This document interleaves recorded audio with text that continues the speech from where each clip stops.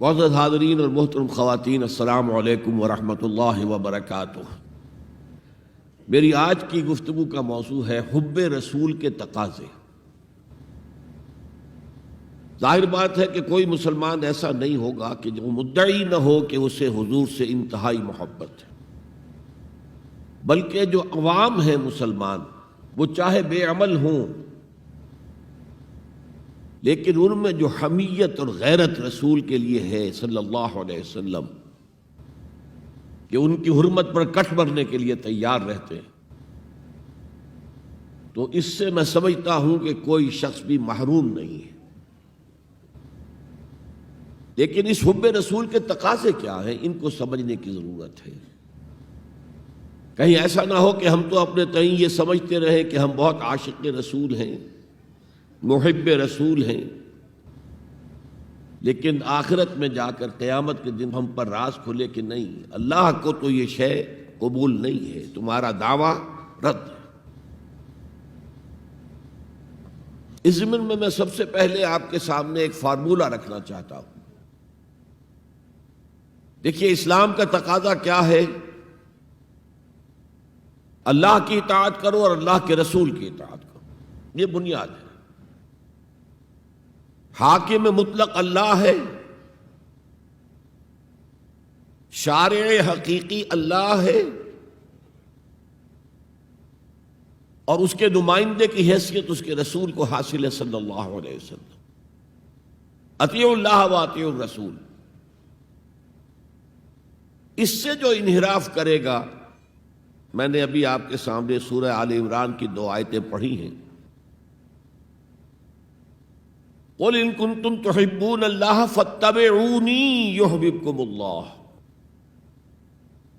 اے نبی، ان سے کہہ دیجئے اگر تم اللہ سے محبت کرتے ہو تو میرا اتباع کرو، میری پیروی کرو، اللہ تم سے محبت کرے گا۔ وَيَغْفِرْ لَكُمْ ذُنُوبَكُمْ، اور تمہاری خطائیں بھی بخش دے گا۔ وَاللَّهُ غَفُورٌ رَحِيمٌ، اور اللہ تو غفور بھی ہے، رحیم بھی ہے۔ قُلْ اطیعوا اللہ وَرَسُولَ، کہہ دو اطاعت کرو اللہ کی اور اللہ کے رسول کی۔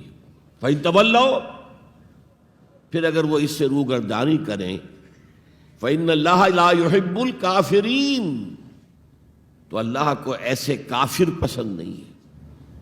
یعنی اطاعت رسول سے انکار، اللہ کی اطاعت سے انکار، گویا کہ انسان دائرہ اسلام سے خارج ہو گیا۔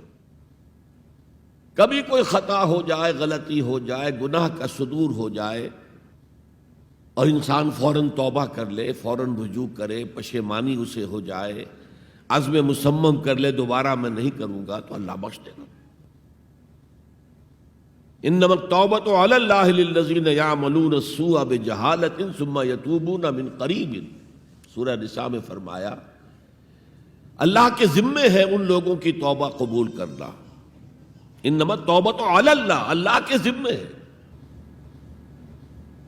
جو کہیں غلطی سے، جہالت میں، نادانی میں، جذبات سے مغلوب ہو کر کوئی غلط کام کر بیٹھتے ہیں، لیکن فوراً توبہ کرتے ہیں، اللہ کی جناب میں رجوع کرتے ہیں، فوری توبہ اگر ہو جائے تو فوراً اللہ تعالیٰ کی مغفرت جو ہے ڈھانپ لیتی۔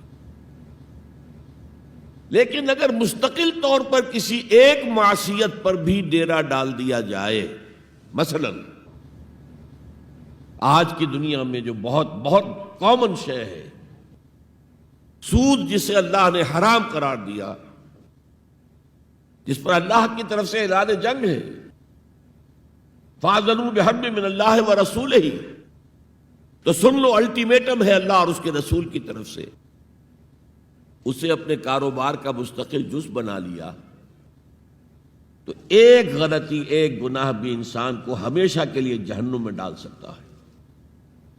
بَلَا مَنْ كَسَبَ سَيِّئَةً وَأَحَاطَتْ بِهِ خَطِيئَتُهُ فَأُولَٰئِكَ أَصْحَابُ النَّارِ هُمْ فِيهَا خَالِدُونَ۔ کیوں نہیں؟ کسی نے جان بوجھ کر ایک بڑا گناہ کمایا، چھوٹے چھوٹے گناہ جو ہے، گناہ صغیرہ، وہ تو خود بخود بھی دھلتے رہتے ہیں، اللہ کی رحمت سے صاف ہوتے رہتے ہیں۔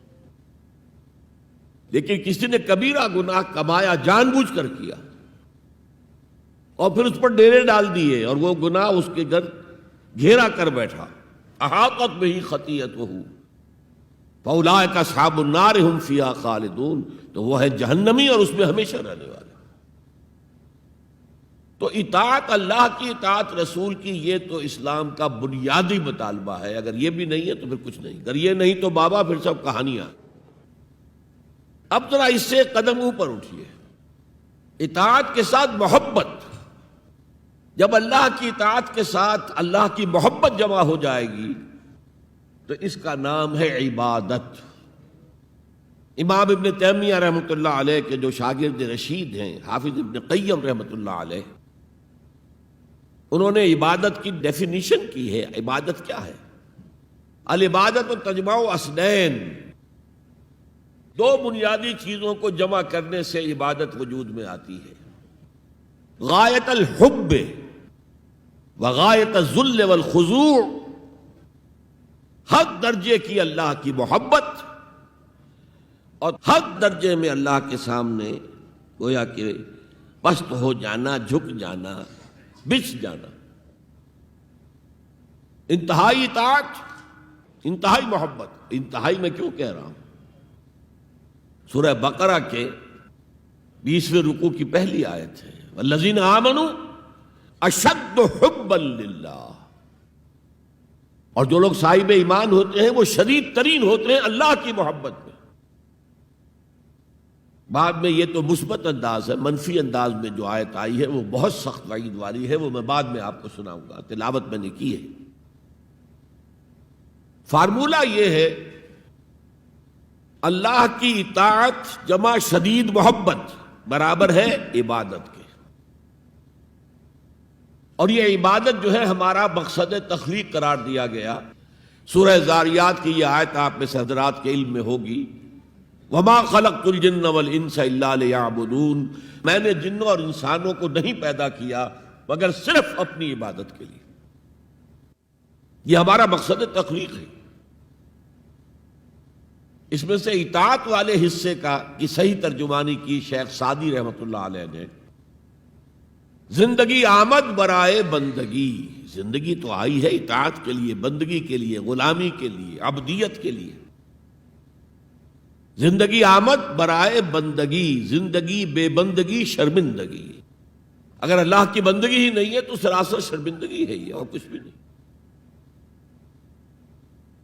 تو اللہ تعالیٰ کی عبادت جس کے لیے ہمیں پیدا کیا گیا، اسی کی دعوت تمام رسولوں نے دی. یا قوم اعبدوا اللہ ما لکم من الہ غیرہ. اے میری قوم کے لوگو، اللہ کی عبادت کرو، تمہارا کوئی معبود اس کے سوا نہیں ہے. حضرت نوح کی دعوت بھی یہی تھی، حضرت ہود کی بھی یہی تھی، حضرت صالح کی بھی یہی تھی، حضرت شعیب کی بھی یہی تھی. بس فرق کیا ہے کہ پہلے رسول آتے تھے اپنی اپنی قوموں کی طرف صرف. لہذا آپ کو ان رسولوں کے ضمن میں ملے گا یا قوم اعبدوا اللہ ما لکم من الہ غیرہ. اے میری قوم کے لوگوں، اللہ کی عبادت کرو، اللہ کی بندگی کرو، اللہ کی پرستش کرو، اسی کو اپنا محبوب اصلی بناؤ اور اس کے ہر حکم کی اطاعت کرو. یا قوم اعبدوا اللہ ما لکم من الہ غیرہ. نبی اکرم صلی اللہ علیہ وسلم پر آ کر، کیونکہ آپ کی بعثت ہے پوری نوع انسانی کے لیے، تو اب یا قومے کا لفظ نہیں رہا، یا ایھا الناس، اے لوگو، اے بنی نوع انسان. یا ایھا الناس اعبدوا ربکم الذی خلقکم والذین من قبلکم لعلکم تتقون. اے لوگو، عبادت کرو، بندگی کرو، پرستش کرو اپنے اس رب کی جس نے تمہیں بھی پیدا کیا اور جو تم سے پہلے تھے ان کو بھی پیدا کیا، تاکہ تم بچ سکو. یہ کیوں کہا دوہرا کر تم سے پہلوں کو بھی پیدا کیا؟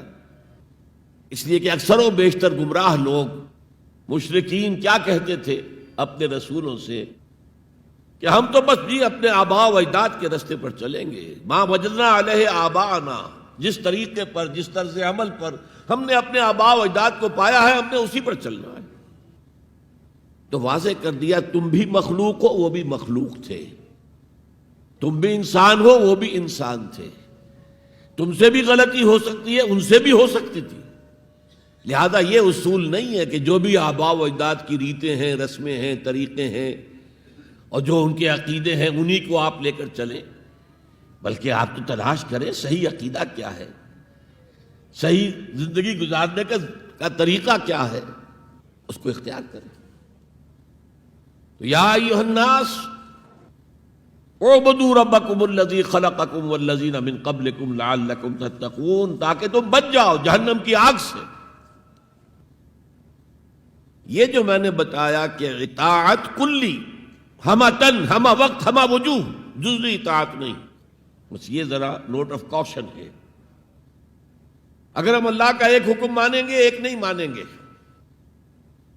یہ جزوی اطاعت ہے، یہ اللہ کو قبول نہیں ہے۔ اللہ کی طرف سے تو یوں سمجھیے کہ پیکج ڈیل ہے، ٹیک اٹ اور لیو اٹ، لینا ہے تو پورا لو ورنہ دفع ہو جاؤ، اللہ کو تمہاری ضرورت نہیں ہے، تمہیں اللہ کی ضرورت ہے۔ یا ایھا الذین آمنوا ادخلوا فی السلم کافہ، اے ایمان والو اسلام میں داخل ہونا تو پورے کے پورے ہو، ادھورے نہیں۔ اور سورہ بقرہ کی آیت نمبر 85 کے اندر تو جو وعید آئی ہے، افتؤمنون ببعض الکتاب وتکفرون ببعض، کیا تم ہماری کتاب، ہماری شریعت کے کچھ حصے کو مانتے ہو اور کچھ کو رد کرتے ہو؟ فما جزاء من یفعل ذلک منکم، تو جو کوئی بھی تم میں سے یہ روش اختیار کریں گے ان کی کوئی سزا اس کے سوا نہیں ہے، کان کھول کر سنیے، ان کی کوئی سزا اس کے سوا نہیں ہے کہ دنیا میں ذلیل و خوار کر دیے جائیں اور قیامت کے دن یردون الی اشد العذاب، شدید ترین عذاب میں جھونک دیے جائیں۔ وما اللہ بغافل عما تعملون، اللہ غافل نہیں ہے، بے خبر نہیں ہے، لا علم نہیں ہے اس سے کہ جو تم کر رہے ہو۔ تم اپنی داڑھیوں کے طول سے اللہ کو دھوکہ نہیں دے سکتے، تم اپنے پائجاموں کو ٹخنوں سے اوپر رکھے اللہ کو دھوکہ نہیں دے سکتے کہ تم بہت متبع رسول ہو، تم اپنے عمروں اور حجوں سے اللہ کو دھوکہ نہیں دے سکتے، اللہ کو معلوم ہے کہ حرام کی کمائی سے حج کیا ہے تم نے، حرام کی کمائی سے عمرہ کیا ہے تم نے۔ تو یہ جو جزوی اطاعت ہے کوئی اطاعت نہیں، اللہ کو قبول نہیں۔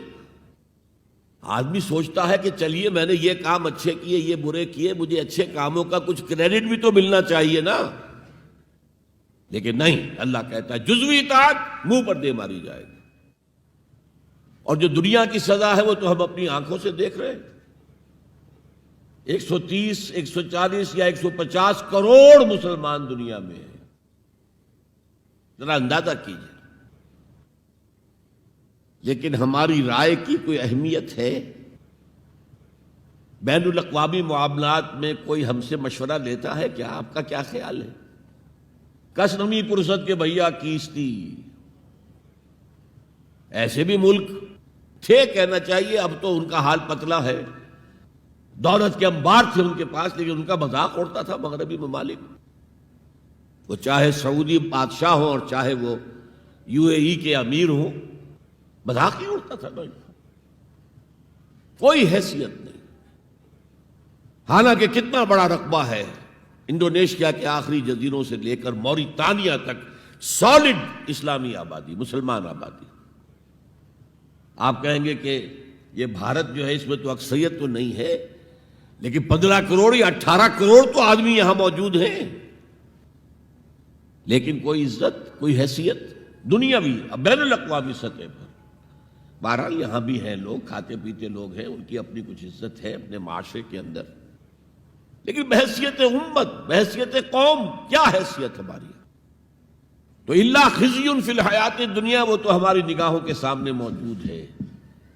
اب قیامت کے دن کے بارے میں جو دھمکی اللہ نے دی ہے، وَيَوْمَ الْقِيَامَةِ يُرَدُّونَ إِلَىٰ أَشَدِّ الْعَذَابِ، قیامت کے دن شدید ترین عذاب میں جھونک دوں گا۔ اس پر اللہ سے معافی طلب کی جا سکتی ہے، دعا ہی کی جا سکتی ہے، اللہ ہم پر رحم فرمائیے۔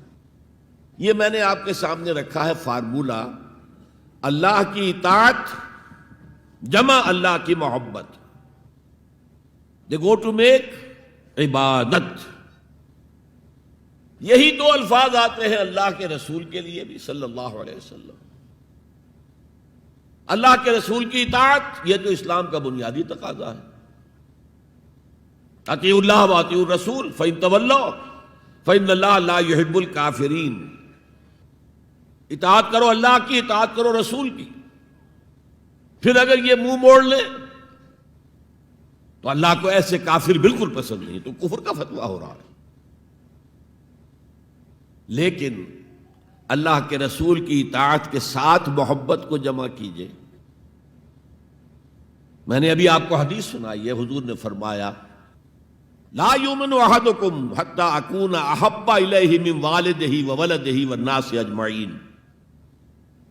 تم میں سے کوئی شخص مومن ہو ہی نہیں سکتا جب تک کہ میں اسے محبوب تر نہ ہو جاؤں، اپنے باپ سے، اپنے بیٹے سے اور تمام انسانوں سے.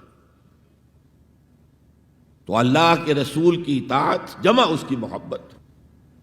اس محبت کے ضمن میں ایک واقعہ یاد آیا جس سے اندازہ ہوگا کہ کس قدر اپنائیت تھی، کتنا قرب تھا حضور کے اور حضرت عمر فاروق رضی اللہ تعالیٰ عنہ کے مابین.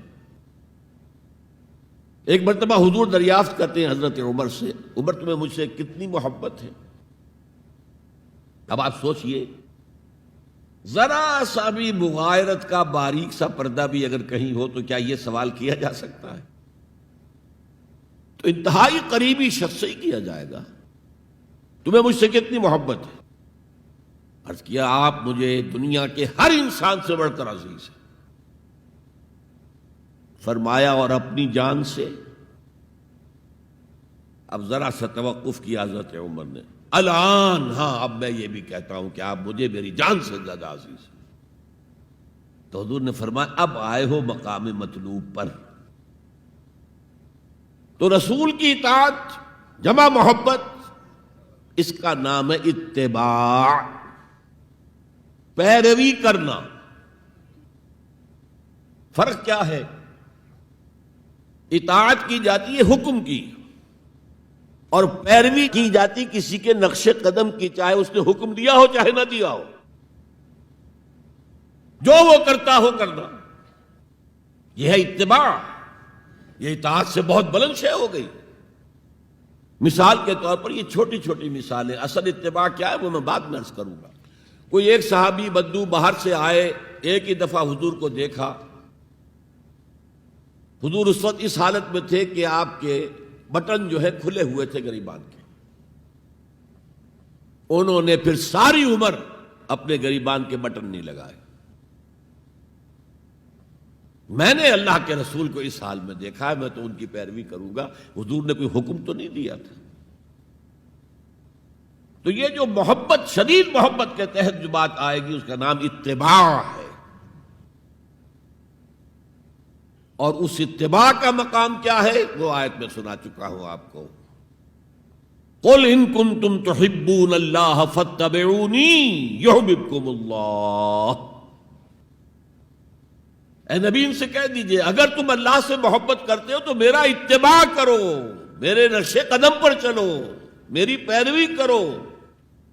اللہ تم سے محبت کرے گا، تم اللہ کے محب نہیں محبوب بن جاؤ گے. اور اگر کہیں کوئی لغزش ہو گئی، کوئی خطا ہو گئی، کہیں جذبات کے رو میں بہہ کر کوئی گناہ کر بیٹھے تو اللہ معاف فرما دے گا. اللہ بڑا غفور ہے، اللہ بڑا رحیم ہے. مطلب یہ کہ راستہ تم نے یہ طے کر لیا ہو کہ چلنا مجھے محمد کے پیچھے ہے صلی اللہ علیہ وسلم. اب چلتے چلتے کبھی پاؤں پھسل گیا، کہیں گر گئے، کوئی بات نہیں، اٹھو فوراً، توبہ کرو اور آگے بڑھو.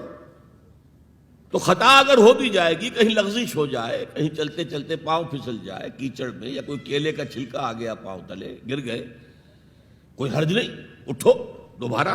لیکن نقش قدم جو ہے محمد کا صلی اللہ علیہ وسلم، اس پر چلنا. یہ اس اتباع کا ذکر آیا ہے سورہ اعراف کی ان آیات میں. آپ کو معلوم ہے کہ حضرت موسیٰ علیہ السلام کو جب تورات پر طلب کیا گیا تو کوہ طور پر تورات دینے کے لیے، تو پہلے 30 دن کے لیے بلایا تھا، پھر 10 دن کا اور اضافہ کر دیا گیا، 40 دن ہو گئے. فَتَمَّتْ مِيقَاتُ رَبِّكَ 40 لَيْلَةً. اس اثنا میں پیچھے فتنے میں مبتلا ہو گئے بنی اسرائیل. سامری، اس نے ایک ڈھونگ رچایا اور ایک بچڑا جو ہے وہ سونے چاندی کا بنایا ہوا بچڑا ڈھال کر کھڑا کر دیا، اس میں سے کوئی تھوڑی سی آواز بھی نکلتی تھی، کوئی ایسی ہے کہ ہوا گزرتی تھی تو آواز سے آتی تھی۔ کہا یہ ہے تمہارا الہ۔ یہ تو موسیٰ تو بھول گیا کہاں گیا ہے، کوہ طور کے اوپر کس خدا سے ملنے گیا ہے، خدا تو یہ ہے۔ اور بنی اسرائیل کے بہت سے لوگ اس فریب میں آ گئے اور بچڑے کی پوجا کرنے لگے۔ اب جب حضرت موسیٰ آئے، اور آپ کو معلوم ہے حضرت موسیٰ کا مزاج جلالی تھا،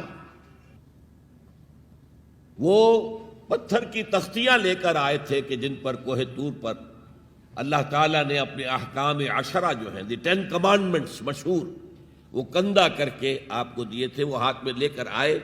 یہاں معلوم ہوا یہ صورت پیش آ گئی ہے۔ فَأَلْقَى الْأَلْوَاحَ، تو وہ تختیاں تو آپ نے زمین پہ ڈالی، اور پھر جو احتساب کیا ہے، پہلے تو اپنے بھائی حضرت ہارون کا، ان کی داڑھی کے بال پکڑے، ان کے سر کے بال پکڑے اور کھینچا اپنی طرف۔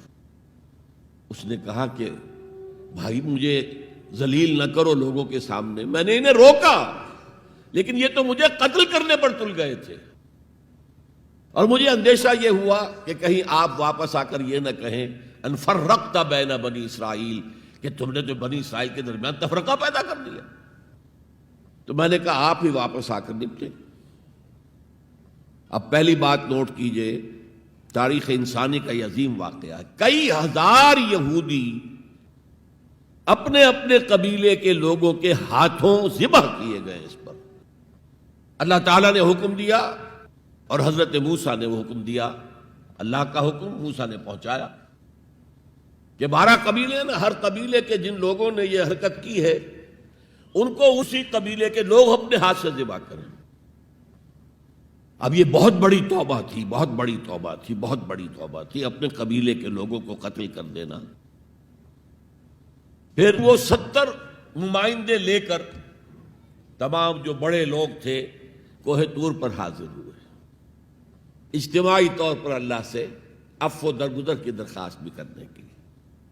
وہاں اللہ نے زبردست زلزلہ بھیج دیا، محسوس ہوا اب سب ہلاک ہو جائیں گے۔ حضرت موسیٰ نے کہا پروردگار تو چاہتا تو مجھے اور اس قوم کو پہلے ہی ہلاک کر دیتا، تو ہمیں نکال کر لایا ہے آل فرعون کے پنجوں سے، تو نے ہمیں نجات دی ہے، تو پروردگار ہمارے لیے اپنی رحمت طے کر دے، لکھ دے، فاکتب لنا، ہمارے لیے طے کر دے، لکھ دے اپنی رحمت۔ اس پر فرمایا اللہ نے دیکھو موسیٰ، میری ایک رحمت تو عام ہے، وسعت کل شیء، رحمتی وسعت کل شیء، ہر شے کے ساتھ ہے، اور ایک میری خاص رحمت ہے، وہ میں لکھ دوں گا، طے کر کے رکھ دوں گا، للذین یتبعون الرسول النبی الامی، ان لوگوں کے لیے جو میرے رسول نبی امی پر ایمان لائیں گے اور ان کا اتباع کریں گے۔ یہاں بھی لفظ اتباع آیا، اور اس میں پھر حضور صلی اللہ علیہ وسلم کی کچھ شان بیان ہوئی ہے، بات لمبی ہو جائے گی، اور پھر فرمایا یہ گویا کہ اتباع کی تفسیر آ رہی ہے۔ اتباع کا مطلب کیا ہے؟ فالذین آمنوا بہ وعزروہ ونصروہ واتبعوا النور الذی انزل معہ اولئک ھم المفلحون، تو جو لوگ ان پر ایمان لائیں گے اور جو ان کی تعظیم کریں گے اور جو ان کی نصرت کریں گے، مدد کریں گے، اور جو اس نور کی پیروی کریں گے جو ان کے ساتھ نازل کیا جائے گا، تو وہی ہوں گے مفلحون، وہ ہوں گے کامیاب ہونے والے، فلاح یافتہ لوگ وہ ہوں گے جو یہ 4 رشتے ہمارے اس رسول نبی امی کے ساتھ پختگی کے ساتھ قائم کر لیں۔ یہ 4 رشتے کیا ہیں؟ اتباع رسول کا تقاضا اول تو ان 4 الفاظ کے حوالے سے سمجھیے، پھر ذرا ایک دوسرے انداز میں بھی بیان کروں گا۔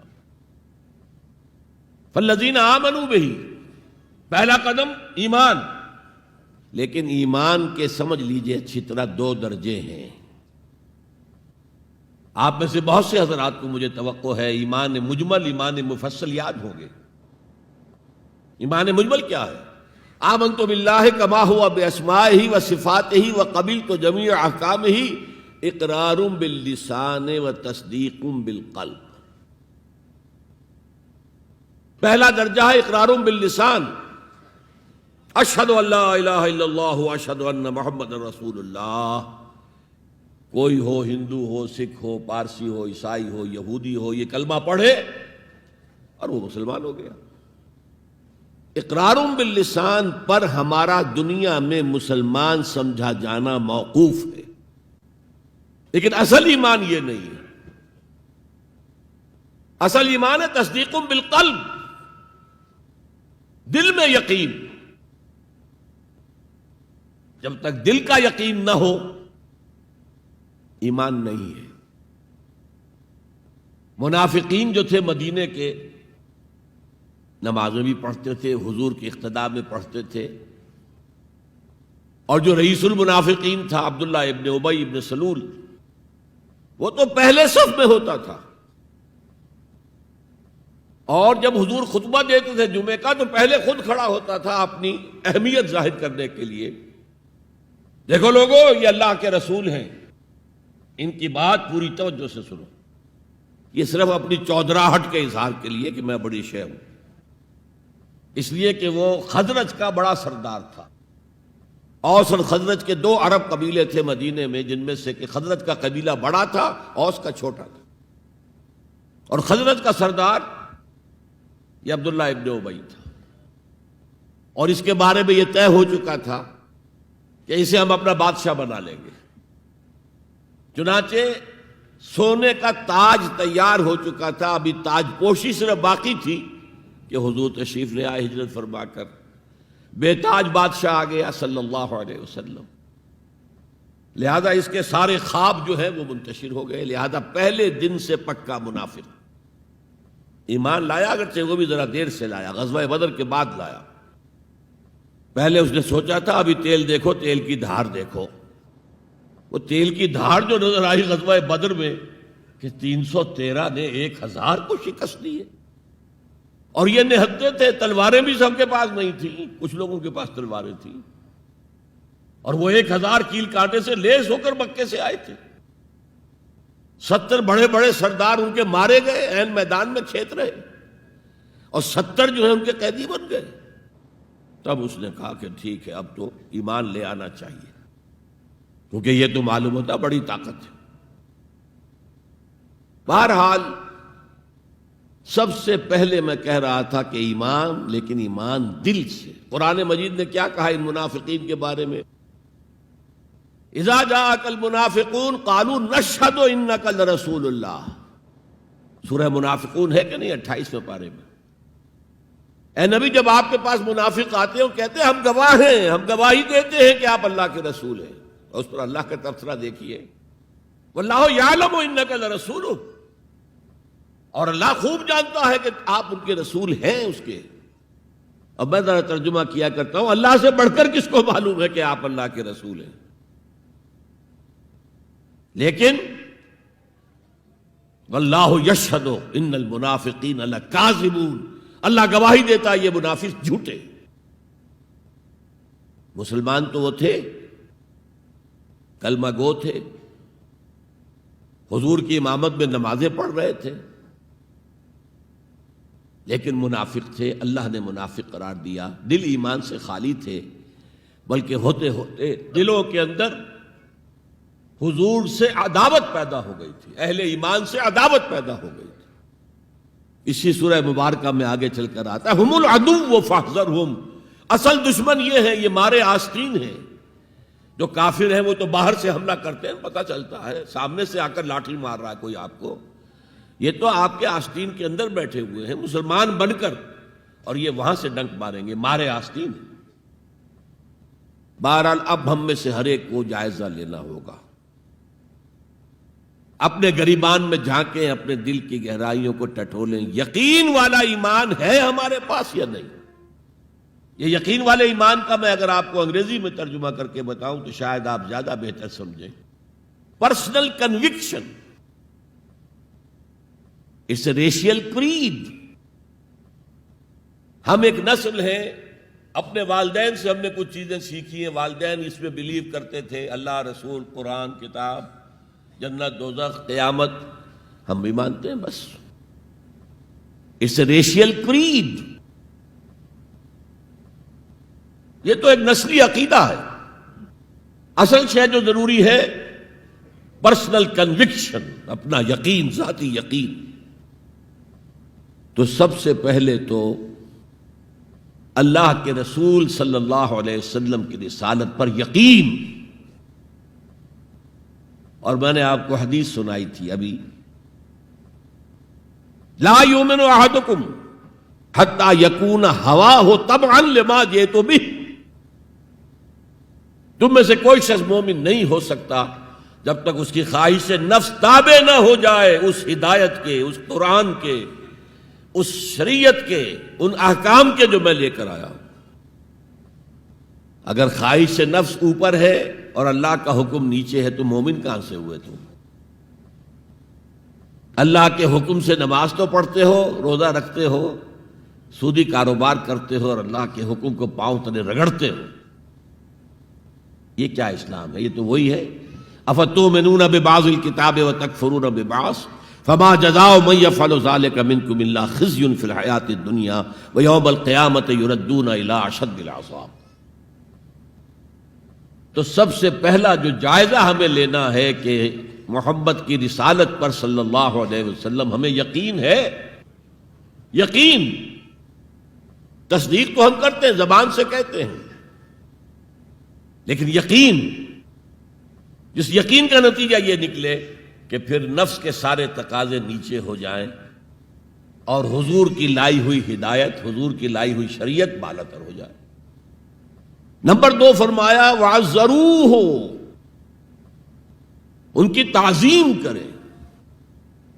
آپ کی جناب میں کوئی گستاخی ہو جائے ایمان کے لالے پڑ جائیں گے اور آخرت برباد ہو جائے گی. اس تعظیم میں کیا کیا چیزیں شامل ہیں؟ دیکھیے سورہ حجرات میں ابتدائی حصے میں تفصیل سے کہا گیا یا ایھا الذین آمنوا لا ترفعوا اصواتکم فوق صوت النبی ولا تجہروا له بالقول کجہر بعضکم لبعض ان تحبط اعمالکم وانتم لا تشعرون. اے ایمان کے دعوے دارو، کبھی اپنی آواز کو رسول کی آواز سے بلند تر نہ کر دینا، مبادا تمہارے سارے اعمال حبط ہو جائیں اور تمہیں پتہ بھی نہ چلے.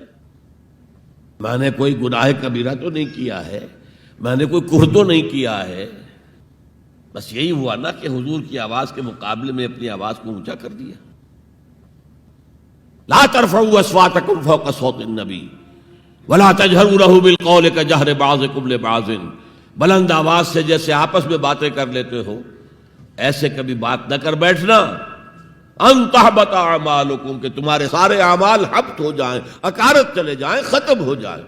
وانتم لا تعلمون، تمہیں احساس بھی نہ ہو کہ ساری پونجی لٹ گئی. اس آیت کا ہم پر اطلاق کیسے ہوگا؟ کبھی سوچا آپ نے؟ صحابہ کرام تو یقیناً اس کے مخاطب اول تھے، ہم پر کیسے اطلاق ہوگا؟ اگر ہماری گفتگو ہو رہی ہو، بحث ہو رہی ہو، میں کچھ کہہ رہا ہوں، آپ کچھ کہہ رہے ہیں، لیکن کوئی کہہ دے حضور نے یوں فرمایا ہے، فوراً چپ ہو جاؤ. اب اگر کہا نہیں میرا خیال یہ ہے، اب گویا کہ یہ حضور کی آواز سے آپ نے اپنی آواز اونچی کر دی. اپنا فکر، اپنا فلسفہ، اپنا فہم، اپنی سوچ، اپنی عقل. ہاں بعد میں تحقیق کر لو یہ جو کہا تھا کہ حضور نے فرمایا، فرمایا بھی ہے کہ نہیں ہے، حدیث صحیح ہے کہ نہیں ہے، مستند ہے کہ نہیں ہے. لیکن اس وقت آواز بند کر لینا لازم ہوگا کہ اس کے بعد اقول نہیں کہہ سکتا میں یہ کہتا ہوں. اس کا تو مطلب یہ کہ آپ مد مقابل بن کر رسول کے آ رہے ہیں. تو لا ترفعوا اصواتکم فوق صوت النبی ولا تجہروا له بالقول کجہر بعضکم لبعض ان تحبط اعمالکم وانتم لا تشعرون. صحابہ کے بارے میں آپ نے سنا ہوگا کہ حضور کی محفل میں ایسے بیٹھے ہوتے تھے ساکت و صامت، جیسے کہ ان کے سروں پر پرندے بیٹھے ہوئے ہیں اور انہیں اندیشہ ہے کہ ذرا سا بھی ہلیں گے تو پرندہ اڑ جائے گا. اس قدر ادب. حضور صحابہ سے سوال کرتے تھے، اور یہ آپ کا طریقہ تھا تعلیم کا، کہ پہلے ایک سوال سامنے لایا جائے تاکہ ان کا ذہن کھلے، سوچیں خود بھی۔ یہ تعلیم کا بہترین طریقہ ہے۔ اس کے بعد ہوتا کیا تھا؟ جواب نہیں دیتے تھے، اللہ و رسولہ عالم، اللہ اور اس کا رسول بہتر جانتے۔ پھر اگر دوبارہ آپ پوچھتے تھے تو جو بھی سمجھ میں آتا تھا کہتے تھے۔ مجھے یاد آ رہی ہے ایک حدیث، اور اچھا ہے کہ وہ آپ سن لیں،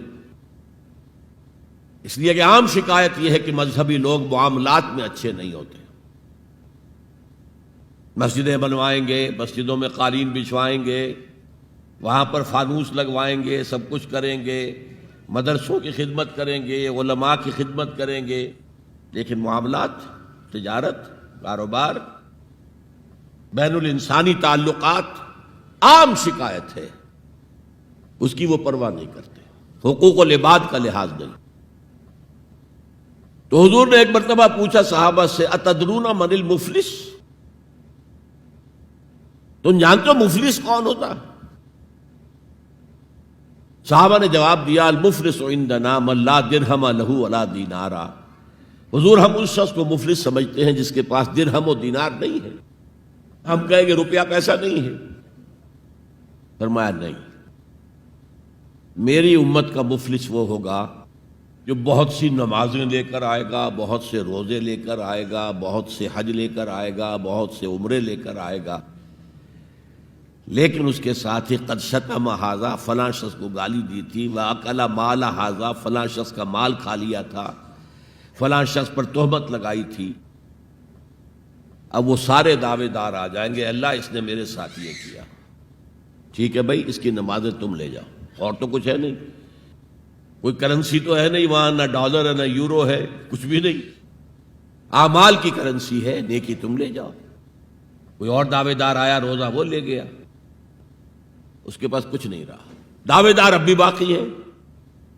اب ان کے گناہ جو ہے اس کے حساب میں پڑنے شروع ہو جائیں گے، یہاں تک کہ دوسروں کے گناہوں کے بوجھ تلے دب کر وہ جہنم میں جھونک دیا جائے۔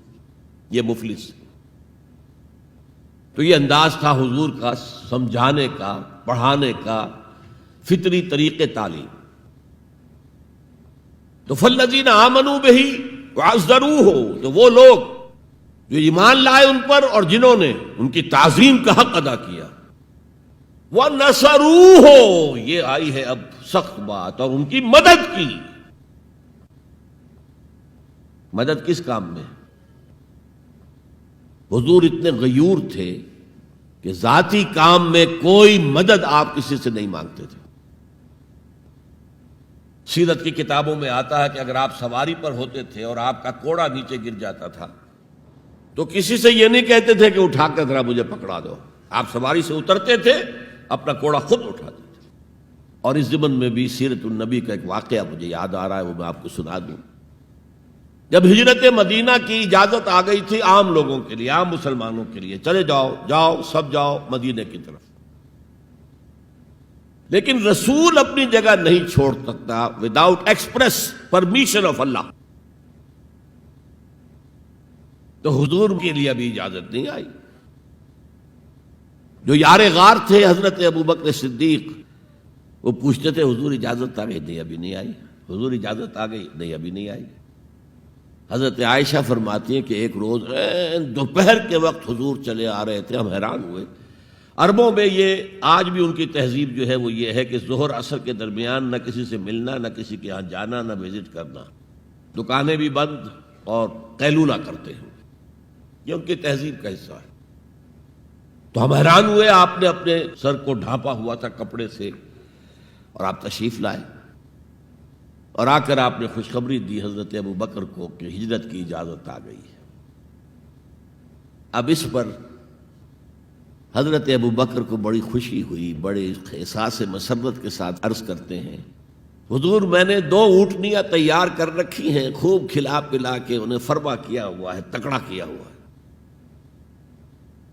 حضور تھوڑا سا توقف کر کے فرماتے ہیں، ٹھیک ہے لیکن 1 اونٹنی کی قیمت میں ادا کروں گا۔ حضرت ابو بکر رو پڑے، حضور مجھ سے بھی یہ مغایرت؟ کہ میری اونٹنی کی بھی آپ قیمت دینا چاہتے ہیں؟ تو نصرت جو ہے اس کے بارے میں جان لیجئے کہ یہ تو حضور کا جو مشن تھا اس میں مدد، کوئی ذاتی اپنے کسی کام کے لیے آپ نے کبھی کسی سے مدد طلب نہیں کی. جو مشن اللہ نے ڈال دیا تھا کندھے پر، هو الذی ارسل رسولہ بالہدی ودین الحق لیظہرہ علی الدین کلہ ولو کرہ المشرکون. وہی تو ہے اللہ جس نے بھیجا ہے اپنے رسول محمد کو صلی اللہ علیہ وسلم الہدا دے کر، قرآن حکیم دے کر اور دین حق دے کر. صرف قرآن نہیں، دین حق. جو عربی سے واقف ہیں کچھ لوگ وہ سوچتے ہوں گے جو واو دو آیا ہے درمیان میں، یہ واو تفسیری ہے، یہ واو عطف ہے. اگر یہ واو عطف ہے تو مغایرت ہو جائے گی. الہدا کچھ اور ہے، دین حق کچھ اور ہے، مغایرت لازم ہے معطوف اور معطوف علیہ کے اندر. وہ مغایرت کیا ہے؟ صرف قرآن پر کوئی نظام نہیں بن سکتا. نظام بنتا ہے جب قرآن پر سنت رسول کا اضافہ کیا جائے. لہذا دین حق صرف قرآن نہیں ہے، قرآن بما سنت رسول صلی اللہ علیہ وسلم اب نظام بنتا ہے.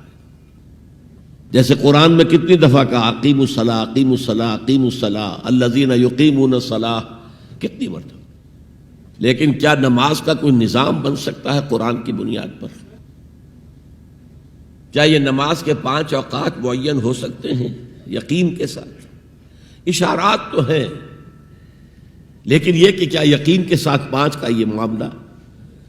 یہ تو معلوم ہے کہ قیام بھی ہے، رکوع بھی ہے، سجود بھی ہے. ترتیب کیا ہے؟ یہ کسی قرآن مجید کی آیت سے ثابت ہوگا؟ پھر ہر رکعت میں رکوع ایک ہے، سجدے 2 ہیں. کیوں؟ یا تو سجدہ بھی ہو یا رکوع بھی 2 ہو. لاکھ اختلاف ہو جاتے. یہ جو 1450 برس ہو گئے، کہیں پریڈ ٹوٹتی ہے. اگر یہ ہوتا کسی کے نزدیک رکوع بھی 2 ہے تو ایک رکوع کے بعد دوسرا رکوع کرتا، باقی لوگ گئے ہوتے سجدے کے اندر. ٹوٹ گئی نا پریڈ. اور کسی کی رائے یہ ہوتی کہ سجدہ بھی ایک ہی ہے تو وہ ایک سجدہ کر کے کھڑا ہو جاتا، دوسرے ابھی دوسرا سجدہ کر رہے، تو وہ کہہ سکتا تھا کہ یہ ناداں گر گئے سجدے میں جب وقت قیام آیا. اب تو وقت قیام آ چکا تھا. ہے ایسا اختلاف کوئی؟ سن 62 میں پہلی مرتبہ جب حج پر گیا ہوں تو سب سے بڑا تاثر میرا یہی تھا کہ 1400 برس ہو گئے ہیں اور امت کتنے وسیع علاقے میں پھیلی ہے. ہر نسل کے لوگ اس میں آئے ہیں، ہر رنگ کے لوگ آئے ہیں، ہر جغرافیائی پس منظر کے لوگ آئے ہیں، ہر تاریخی پس منظر کے لوگ آئے ہیں. لیکن یہ نماز میں تو کوئی فرق نہیں، نماز ٹوٹتی نہیں کہیں. پریڈ، ایک پریڈ چل رہی ہے. تو نماز کا بھی نظام سنت کے بغیر نہیں بنتا. تو نظام زندگی، مکمل نظام زندگی، وہ قرآن پر سنت کے اضافے سے وجود میں آئے گا. اس لیے قرآن کو علیحدہ کہا اور دین الحق کو علیحدہ کیا. اور دین الحق کسے کہتے ہیں؟ دیکھیے دین کے بنیادی معنی ہیں جزا و سزا، مالک یوم الدین. ہم پڑھتے ہیں کہ نہیں؟ ارأیت الذی یکذب بالدین، تم نے دیکھا اس شخص کو جو جزا و سزا کا منکر ہے. اب یہ جزا و سزا یقیناً کسی قانون کے تحت ہوتا ہے، اور قانون کا ساتھ تصور ہے قانون بنانے والا کون ہے. جس کو آپ مانیں گے قانون بنانے والا اور اس کی اطاعت میں پورا نظام زندگی دے دیں گے، اس کا دین ہے جو آپ نے اختیار کیا ہے. قرآن مجید میں مرکب اضافی کی شکل میں اس دین کی نسبت یا بادشاہ مصر کی طرف ہوئی ہے یا اللہ کی طرف ہوئی ہے. ما کان لیاخذ اخاہ فی دین الملک، حضرت یوسف کے پاس علیہ الصلوۃ والسلام جب اتنے طویل عرصے کے بعد 11 بھائی آئے، ان میں بنیامین بھی تھا جو آپ کا حقیقی بھائی تھا. اسے اپنے پاس روکنا چاہتے تھے، لیکن جس بادشاہ کے تحت وہ سارا نظام تھا وہ بادشاہ تو نہیں تھے نا، تو بادشاہ تو وہ تھا جس نے خواب دیکھا تھا کہ 7 دبلی گائیں جو ہیں وہ 7 موٹی گائیں کو کھا گئی، نگل گئی، اس کی تعبیر بتائی تھی، تبھی تو جیل سے نکلے تھے۔ اب یہ کہ بہت بڑے افسر تھے، بڑے وزیر تھے، آپ انہیں جو چاہے کہہ لیں، لیکن بادشاہ تو نہیں تھے نا، نظام تو بادشاہ کا تھا، اور بادشاہ کے قانون کے مطابق وہ باہر سے آئے ہوئے کسی شخص کو اپنے پاس روک نہیں سکتے تھے۔ ما کان لیاخذ اخاہ فی دین الملک، تو اللہ تعالیٰ نے وہ پھر ہیلا نکالا ان کے لیے، تفصیل آپ کے علم میں ہے۔ کذالک کدنا لیوسف، ہم نے اس طریقے سے ایک تدبیر کر دی یوسف کے لیے، اللہ نے اپنے ذمے لے لی بات۔ تو دین الملک، دین الملک کیا ہے؟ بادشاہ مطاع مطلق ہے، ساورینٹی بلونگز ٹو ہم، بادشاہ ہو یا کوئن ہو، وہ قانون بنائے گا اور اس کے تحت آپ کو زندگی بسر کرنی ہوگی، یہ دین الملک۔ اور دین اللہ کیا ہے؟ اللہ مطاع مطلق، اللہ ساورن، ان الحکم الا للہ لا یشرک فی حکمہ احدا، اس نے جو قانون دیا ہے اس کے تحت پوری زندگی، سیاسی نظام اسی کے تحت ہو، معاشی نظام اسی کے تحت ہو، کرمنل لا اس کے تحت ہو، سول لا اس کے تحت ہو، لا آف انہیریٹنس اس کے تحت ہو، قانون شہادت اس کے تحت ہو، سماجی نظام وہ بھی اللہ کے حکم کے مطابق ہو، تو وہ ہے دین اللہ، اللہ مطاع مطلق، اس کے قانون کے تحت پوری زندگی کا آ جانا۔ اذا جاء نصر اللہ والفتح ورأیت الناس يدخلون فی دین اللہ افواجا، جب اللہ کی مدد آ گئی اور فتح آ گئی، اور اے نبی آپ نے دیکھا کہ اب لوگ جوق در جوق آ رہے ہیں، فوج در فوج آ رہے ہیں، گروہ در گروہ آ رہے ہیں، قبیلوں کے وفد پر وفد چلے آ رہے ہیں اسلام لانے کے لیے، تو یہ کیفیت کیا تھی؟ دین اللہ میں داخل ہونے کا ان کا فیصلہ۔ اب ذرا سی ٹیڑھی بات آ رہی ہے، پوری دنیا میں دین جمہور، sovereignty of the people, not of God, sovereignty of the people, ہمارے نمائندے ہیں، ہم ووٹ دیں گے انہیں، وہ جائیں گے اسمبلی میں، جو چاہیں گے قانون بنائیں گے، وہ مرد کی مرد کے ساتھ شادی کو اگر رجسٹر کرنا چاہیں، اجازت دینا چاہیں، لائسنس ایشو کر دیں گے، ایک مرد شوہر ہوگا، ایک دوسرا مرد بیوی ہوگا، legally they will be wife and husband. Lesbians ہیں، عورتیں ہیں، آپس میں شادی کرنا چاہتی ہیں تو عورتیں ٹھیک ہے، لو بھائی کر دو، جاؤ۔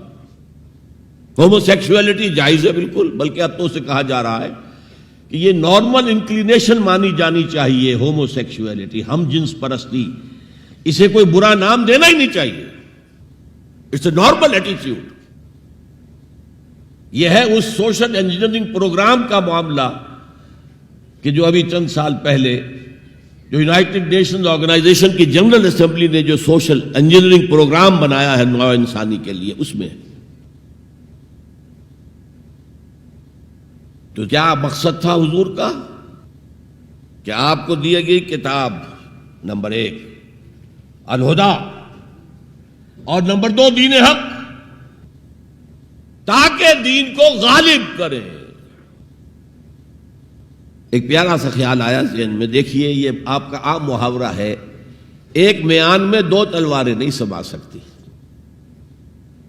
ایک جگہ 2 دین نہیں ہو سکتے،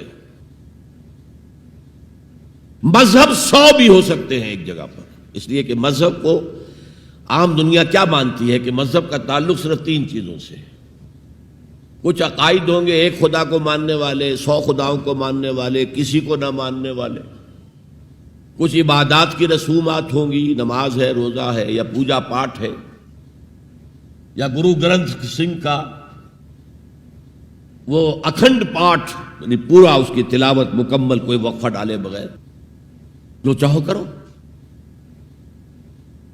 سوشل کسٹمز ہوتے ہیں، بچہ پیدا ہوگا تو کیا کریں گے؟ عقیقہ کریں گے، بپتسمہ دیں گے، عیسائی بپتسمہ دیتے ہیں، بیپٹائز کرتے ہیں، ہم عقیقہ کرتے ہیں، پیدا ہوتے ہی دائیں کان میں اذان، بائیں میں اقامت کہتے ہیں۔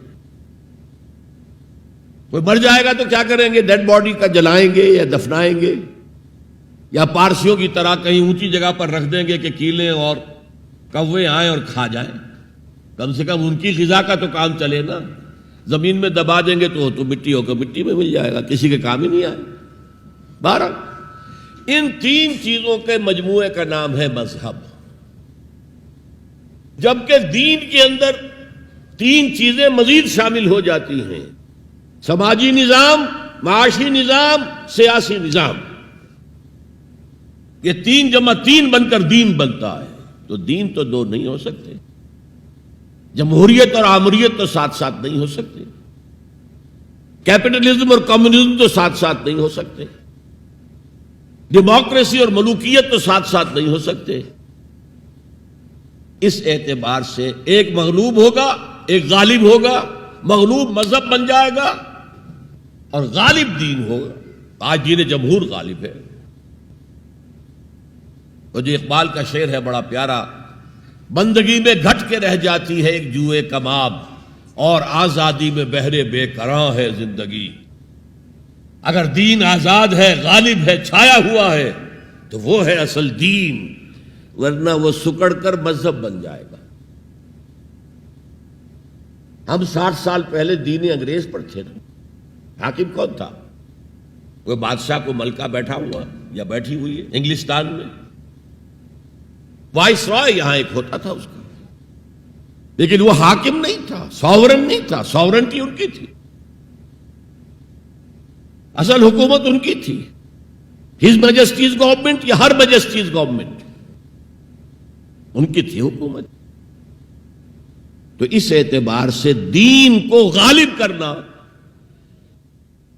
یہ بہت جان جوکھوں کا کام تھا. یہ نوٹ کر لیجئے آپ. دیکھیے تمام نبی اور رسول مبلغ بن کر آئے، داعی بن کر آئے، بشیر بن کر آئے، نذیر بن کر آئے، بشارت دینے والے کہ اللہ کے راستے پر آؤ گے فروح و ریحان و جنت نعیم. اور اگر انذار کرنے والے نذیر بن کر آئے، اگر غلط راستے پر جاؤ گے تو جہنم ہے. حضور بھی یا ایھا النبی انا ارسلناک شاہدا و مبشرا و نذیرا و داعیا الی اللہ باذنہ و سراجا منیرا. یہ جو 5 حیثیتیں ہیں یہ مشترک ہیں حضور میں اور تمام انبیاء میں. اگرچہ ہر حیثیت میں حضور کی اپنی شان ہے جس میں کوئی دوسرا نبی ان کے قریب نہیں آ سکے گا. لیکن نوٹ کیجئے یہ آیت جو میں اس وقت آپ کے سامنے رکھ رہا ہوں، جس کے لیے نصرت مطلوب تھی، آؤ میرا ہاتھ بٹاؤ، یہ قرآن میں 3 دفعہ آئی ہے محمد الرسول اللہ کے لیے، اور کسی کے لیے نہیں آئی. ابراہیم کی نسبتیں دیکھیے، 3 نسبتیں ہیں کتنی اعلیٰ بلند. خلیل اللہ ہے واتخذ اللہ ابراہیم خلیلا. ابو الانبیاء ہے، سینکڑوں رسول اور نبی ان کی اولاد میں آئے. حضرت اسحاق کی اولاد سے، وہ جو prophets of the Old Testament ہیں، ان کی کتابیں جو ہیں، صحیفے ہیں، دیکھیے. پھر حضرت اسماعیل کے اولاد میں حضرت محمد صلی اللہ علیہ وسلم، مدیان کی اولاد میں حضرت شعیب. یہ بہت کم لوگوں کو معلوم ہے کہ حضرت ابراہیم کی ایک تیسری زوجہ بھی تھی، ہاجرہ، جو مصر کے بادشاہ کی بیٹی تھی، جو پھر کنیز کے طور پر مصر کے بادشاہ نے پیش کی. ان سے اللہ نے بیٹا دیا اسماعیل. سارا جو حضرت ابراہیم کے اپنے خاندان سے تھی، کیونکہ بانجھ تھی، ساری عمر اولاد نہیں ہوئی، بڑھاپے میں اللہ نے اسحاق عطا کر دیے. پھر آپ نے ایک اور شادی کی تھی، قطورہ. ان سے 6 بیٹے دیے تھے اللہ نے حضرت ابراہیم کو. ان میں سے ایک مدین تھا جس سے قوم مدین بنی ہے، جس میں حضرت شعیب کو بھیجا گیا. باقیوں کی تاریخ ہمیں معلوم نہیں. حضرت اسحاق کے بھی 2 بیٹے تھے اور جڑواں تھے. ولادت جب ہوتی ہے جڑواں بچوں کی تو پہلے ایک پھر دوسرا آتا ہے نا، تو اس اعتبار سے اسے بڑا چھوٹا کہہ دیتے ہیں، چاہے تھوڑی سی دیر کا وقفہ ہو، لیکن وہ بڑا چھوٹا تو ہو گیا. تو بڑے تھے حضرت عیسو اور چھوٹے تھے حضرت یعقوب. اور یعقوب کو یعقوب کیوں کہا؟ عقب سے، بعد میں آنے والا، پیچھے آنے والا. یعقوب عقب. ان کی اولاد میں کتنے نبی ہوئے ذرا سوچئے. تو پہلی نسبت اللہ کے خلیل، دوسری نسبت سینکڑوں نبیوں کے والد جد امجد، اور تیسری نسبت انی جاعلک للناس اماما، امامت الناس کے اوپر فائز کیے گئے. لیکن کیا آپ کے ذریعے سے کوئی نظام قائم ہوا، کوئی اسلامی ریاست قائم ہوئی؟ نہیں. کیا حضرت موسیٰ کے ذریعے سے ہوئی؟ حضرت موسیٰ وہ ہے جن کا ذکر قرآن میں ہم کہیں گے یہ، اگرچہ نام لے کر حضور کا تذکرہ بہت کم ہوا ہے قرآن میں، زیادہ نہیں، لیکن ظاہر بات ہے قرآن مجید تو حضور کی سیرت ہی بن جاتی ہے ایک طرح سے. غزوہ انفال کیا ہے؟ سورت انفال غزوہ بدر کا چیپٹر ہے. آل عمران کی 60 آیات جو 120 سے 180 تک وہ کیا ہے؟ غزوہ احد ہے. تو حضور کا تو ذکر سب سے زیادہ ہے، لیکن حضور کے بعد سب سے زیادہ ذکر 555 آیات قرآن کی حضرت موسیٰ کے بارے میں ہے. 6,500 کل آیات ہیں، ان میں سے 555 1/13th part of Quran consists of تذکرہ of حضرت موسیٰ علیہ الصلوۃ والسلام. ان کے ذریعے حکومت قائم ہوئی. آ گئے تھے قریب 6 لاکھ بنی اسرائیل کو لے کر نکلے تھے مصر سے. ہجرت کے بعد آتا قتال کا مرحلہ، جنگ کا مرحلہ، جیسے حضور کی سیرت مطہرہ میں ہجرت کے بعد غزوہ بدر، بلکہ اس سے پہلے 8 مہمیں جو آپ نے بھیجی تو ایک علیحدہ ایشو ہے. وہاں ہجرت کے بعد جب جنگ کا مرحلہ آیا پوری قوم نے کوڑا جواب دے دیا، فَذْهَبْ أَنْتَ وَرَبُّكَ فَقَاتِلَا إِنَّا هَاهُنَا قَاعِدُونَ. جاؤ موسیٰ تم اور تمہارا رب جاؤ، اور پہلے فلسطین میں جو آباد ہے انہیں نکال کے باہر کر دو، پھر ہم داخل ہوں گے، ورنہ ہم تو یہاں بیٹھے ہیں، زمین جنبت نہ جنبت گل محمد. اس پر وہ پروسیس وہیں رک گیا. جبکہ حضور کو اللہ نے وہ صحابہ دیے. غزوہ بدر سے پہلے ایک مشورہ کیا حضور نے صحابہ سے. دیکھو ایک لشکر آ رہا ہے جنوب سے، مکہ جنوب میں تھا مدینے سے، کیل کانٹے سے لیس ہے، لشکر ہے بڑا. ایک قافلہ آ رہا ہے شمال سے جو ابو سفیان لے کر گئے تھے اور اب واپس آ رہے تھے، اور انہوں نے SOS کال بھیج دی تھی اپنے سے پہلے مکہ کے لوگوں کے لیے کہ بھائی میرے قافلے کو خطرہ ہے، محمد صلی اللہ علیہ وسلم کے آدمی شاید حملہ کر دیں ہم پر، لہذا مدد بھیجو. اب یہاں حضور پوچھتے کہ پہلے کدھر چلیں، قافلے کی طرف یا اس لشکر کی طرف؟ کچھ لوگ، ظاہر بات ہے کہ مدینے کے تمام جو صاحب ایمان تھے مکے سے جو آئے تھے وہ بڑی بھٹیوں میں سے گزر کر آئے تھے، بڑی آزمائشوں میں سے گزر کر آئے تھے، بڑی سختیاں جھیل کر آئے تھے، لہذا وہ بہت گہرے تھے ایمان میں، بہت پختہ تھے. مدینے والوں کو تو ایسی کوئی قربانی دینی نہیں پڑی، پورا قبیلہ ایمان لے آیا، لہذا وہاں کچھ نہ کچھ کچے لوگ بھی تھے ہم جیسے. وہ کہا جی چلیے ذرا قافلے کی طرف چلیے. 30 یا 50 آدمی سنا ہے کہ ان کے ساتھ ہیں محافظ، اور مال بہت ہے، ہمیں بہت مال مل جائے گا، اور نمبر 2 یہ کہ ہمارے پاس تو ہتھیار بھی نہیں ہے، ہم ان کے ہتھیار تو لے لیں گے کم سے کم، پھر لشکر سے لڑیں گے. اللہ کا فیصلہ کچھ اور تھا. اب آپ لوگوں سے کہہ رہے ہیں مجھے مشورہ دو، مجھے مشورہ دو، مجھے مشورہ دو. ابو بکر صدیق کھڑے ہو کر تقریر کر رہے ہیں، حضور جو آپ کا حکم ہم حاضر ہیں، آپ فرمائیے.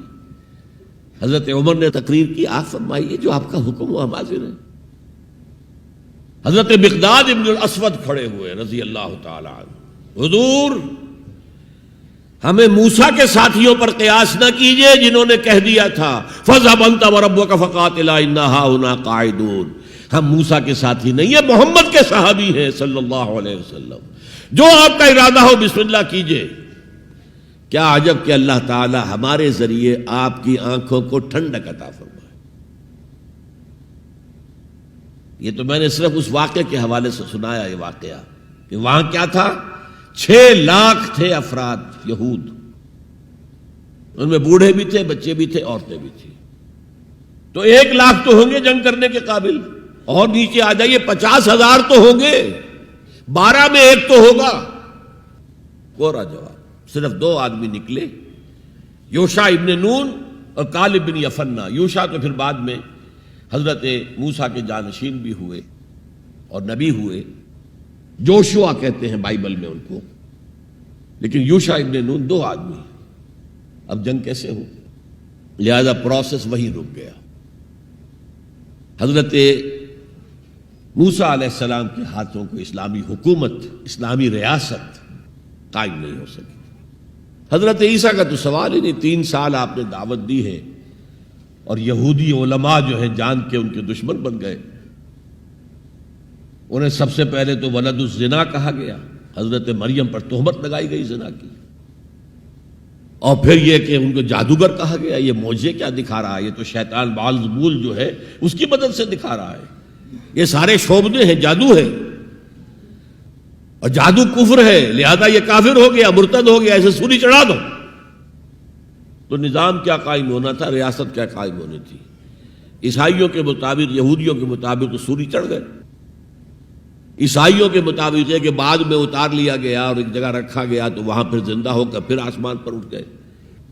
اور ہمارا جو قرآن مجید نے جو ہمیں بتایا اور جس کی کچھ تفصیل ہمیں انجیل برنباس میں ملتی ہے، وہ یہ ہے کہ وہ نہیں، وہ تو پہلے ہی آسمان پر اٹھا لیے گئے تھے، گرفتار ہوئے ہی نہیں۔ جس ان کے حواری نے غداری کی تھی، جیوڈاس اسکریوٹ، اس کو اللہ تعالیٰ نے اس کی شکل کو ولیکن شبہ لہم، مشابہ بنا دیا حضرت عیسیٰ علیہ السلام کی شکل کے۔ وہی بدبخت گرفتار ہوا اور کیفر کردار کو پہنچا، سولی پر چڑھا جسے چڑھنا ہی چاہیے تھا، غداری کی تھی۔ بہرحال میں کہہ رہا تھا کہ یہ کام انذار، تبشیر، واعظ، نصیحت، تعلیم، تبلیغ، تربیت، تزکیہ، یہ سب رسولوں نے کیا اور حضور نے بھی کیا، لیکن یہ معاملہ صرف محمد کے لیے ہے صلی اللہ علیہ وسلم، اور 3 دفعہ آیا ہے۔ کسی اور نبی اور رسول کے لیے 1 دفعہ بھی نہیں آیا کہ ان کا فرض منصبی ہے دین کو غالب کرنا۔ صرف تبلیغ نہیں، غالب کرو۔ یہ تھا وہ مشن جس میں آپ کو نصرت درکار تھی۔ فالذین آمنوا بہ وعزروہ ونصروہ، مدد کریں ان کی۔ وہ مدد کس کام میں تھی؟ دین کو غالب کرنے کی۔ اس لیے آتا ہے نا سورہ صف کے آخر میں، یا ایھا الذین آمنوا کونوا انصار اللہ، اے ایمان والو اللہ کے مددگار بنو۔ کما قال عیسی ابن مریم للحواریین من انصاری اللہ، جیسے کہ دیکھو 600 برس قبل حضرت مسیح اور حضور کے درمیان 600 برس کا فصل ہے، جیسے کہ 600 برس قبل ہمارے بندے عیسیٰ نے کہا تھا حواریین سے، کون ہے میرے مددگار اللہ کے راستے میں؟ اور حواریین نے کہا تھا نحن انصار اللہ، قال الحواریون نحن انصار اللہ۔ تو یہ اللہ کی مدد اور اللہ کے رسول کی مدد، من انصاری الی اللہ، کون ہے میرا مددگار اللہ کے راستے میں؟ یہ ہے تیسری بات، یعنی کون ہے وہ لوگ جو اصل میں متبع محمد ہیں صلی اللہ علیہ وسلم۔ الذین یتبعون الرسول النبی الامی، ان کی شان کیا ہوگی؟ فالذین آمنوا بہ وعزروہ ونصروہ۔ اور چوتھی بات واتبعوا النور الذی انزل معہ، اور جو پیروی کریں گے، وہی اتباع کا لفظ چلا آ رہا ہے، اتباع اتباع اتباع، وہ اتباع کریں گے اس نور کا جو ان کے ساتھ نازل کیا جائے گا، یعنی یہ قرآن حکیم۔ فَأُولَٰئِكَ هُمُ الْمُفْلِحُونَ، تو وہ ہوں گے مددگار، وہ ہوں گے کامیاب ہونے والے، مفلحون میں سے ہوں گے۔ اللہم ربنا اجعلنا منہم، اللہ تعالی ہمیں ان میں شامل کرے۔ اب تھوڑا سا خاکہ میں آپ کے سامنے رکھنا چاہتا ہوں، حضور نے یہ کام کیسے کیا جو کسی اور نبی سے نہیں ہو سکا؟ صرف ایک نبی سے، ایک رسول سے ہوا۔ نظام قائم کرنا، حکومت اللہ کی قائم کر دینا۔ جیسے کہ شاید آپ کو معلوم ہو کہ انجیل میں جو دعا ہے لارڈس پریئر کہلاتی ہے، جیسے ہمارے ہاں سورہ فاتحہ ہے، ایسا ہی مقام ہے لارڈس پریئر کا عیسائیوں کے ہاں۔ اس میں کیا الفاظ ہیں؟ Thy kingdom come, Thy will be done on earth as it is in heavens. اے اللہ، اے رب، تیری حکومت آئے، حکومت الہیہ قائم ہو جائے، تیری حکومت آئے۔ اسی کو حضرت مسیح کہتے رہے، کنگڈم آف ہیون آن ارتھ، آسمانی بادشاہت زمین پر قائم ہو جائے۔ Thy kingdom come, Thy will be done on earth as it is in heavens. تیری مرضی جیسے آسمانوں میں پوری ہو رہی ہے، سارے سیارے، سارے ستارے، ساری گیلیکسیز، پوری کائنات جس طرح تیرے حکم کے پابند ہیں، اے رب ایسے ہی تیری مرضی زمین پر بھی پوری ہو۔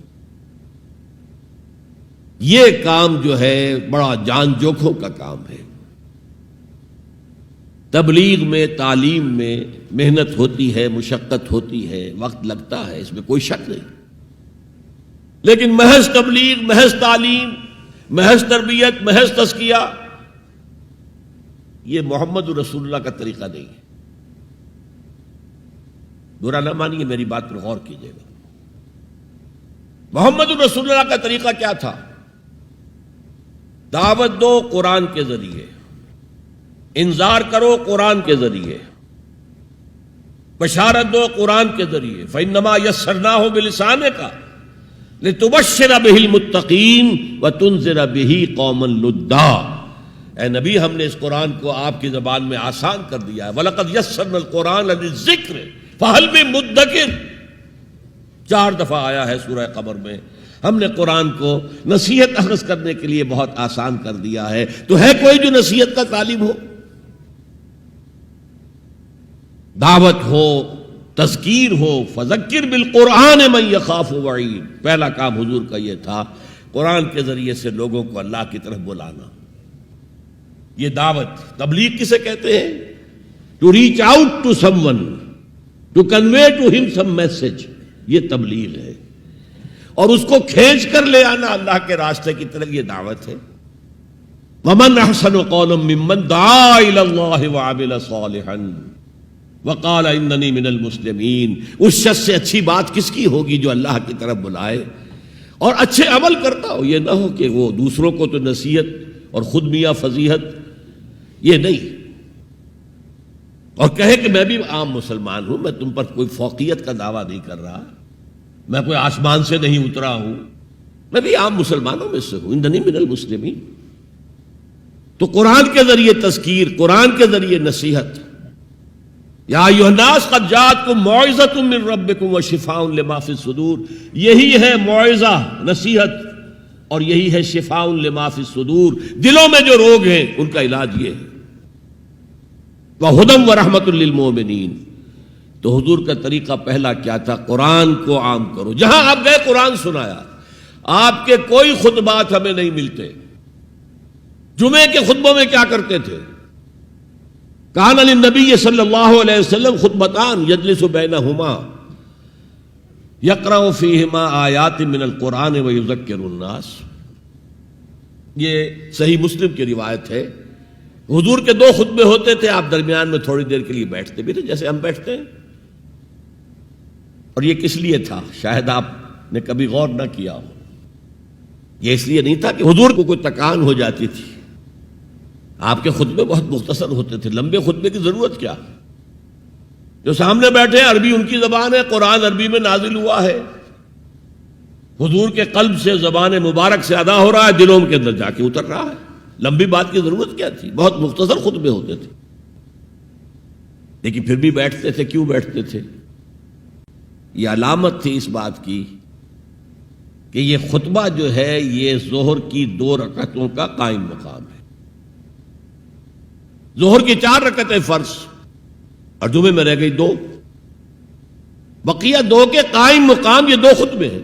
لیکن خطبوں میں کرتے کیا تھے؟ یقرأ آیات من القرآن، قرآن کی آیات پڑھ کے لوگوں کو سناتے تھے، وَيُذَكِّرُ النَّاسَ، اور اسی کے حوالے سے نصیحت کرتے تھے، بس۔ اللہ اللہ خیر سمجھ۔ خطبہ نکاح ہے حضور کا، 4 آیتیں اس میں ہے صرف. ایک سورہ آل عمران کی آیت ہے، ایک سورہ نساء کی آیت ہے، 2 سورہ احزاب کی آیات ہیں. آپ نے اپنی طرف سے کوئی وعظ کہا ہی نہیں اس میں. تو تبلیغ، تعلیم، تذکیر، انذار، تبشیر سب قرآن کے ذریعے سے. پہلا کام یہ ہے، پھیلاؤ اس کو. اب اس کے بعد جو آ جائیں قبول کر لیں شعوری طور پر، ہماری طرح نہیں کہ وہ صرف ایک نسلی قسم کا عقیدہ ہے. ظاہر بات ہے اس وقت جو مان رہے تھے وہ تو دل یقین کے ساتھ مان رہے تھے نا.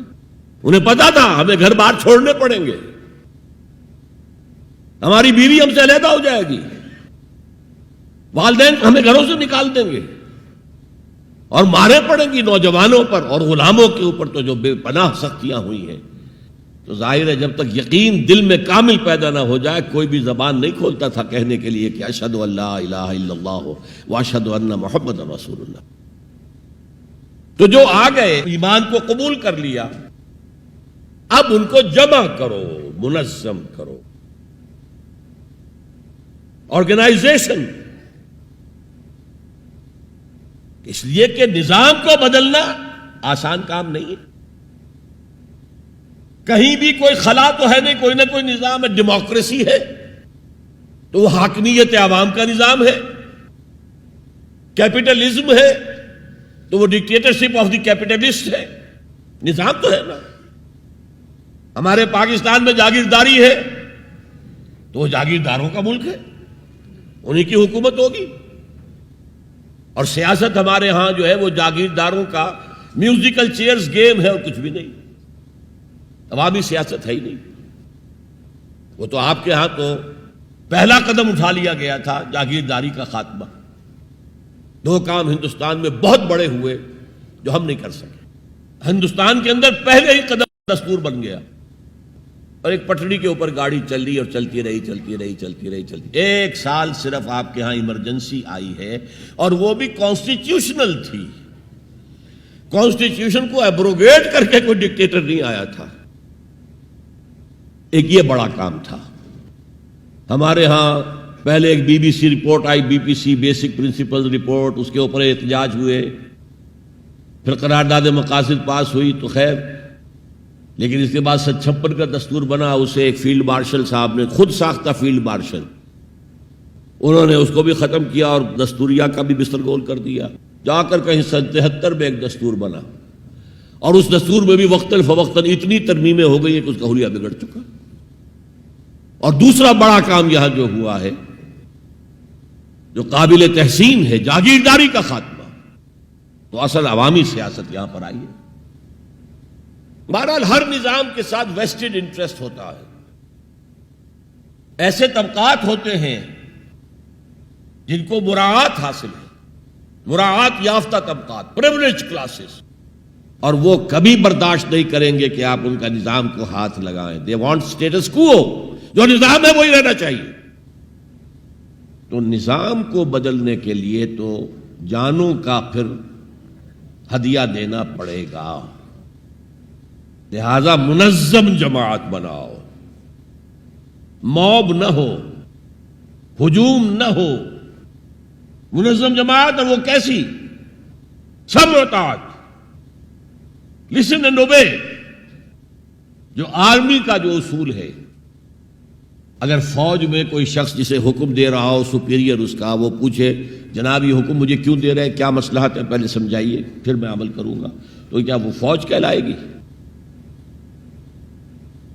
بڑی پیاری نظر تھی، میٹرک کے زمانے میں پڑھی تھی انگریزی کی، کہ کسی جنگ میں 600 سواروں کا ایک دستہ تھا اور ان کو حکم دے دیا گیا چارج، آگے بڑھو، حملہ کرو.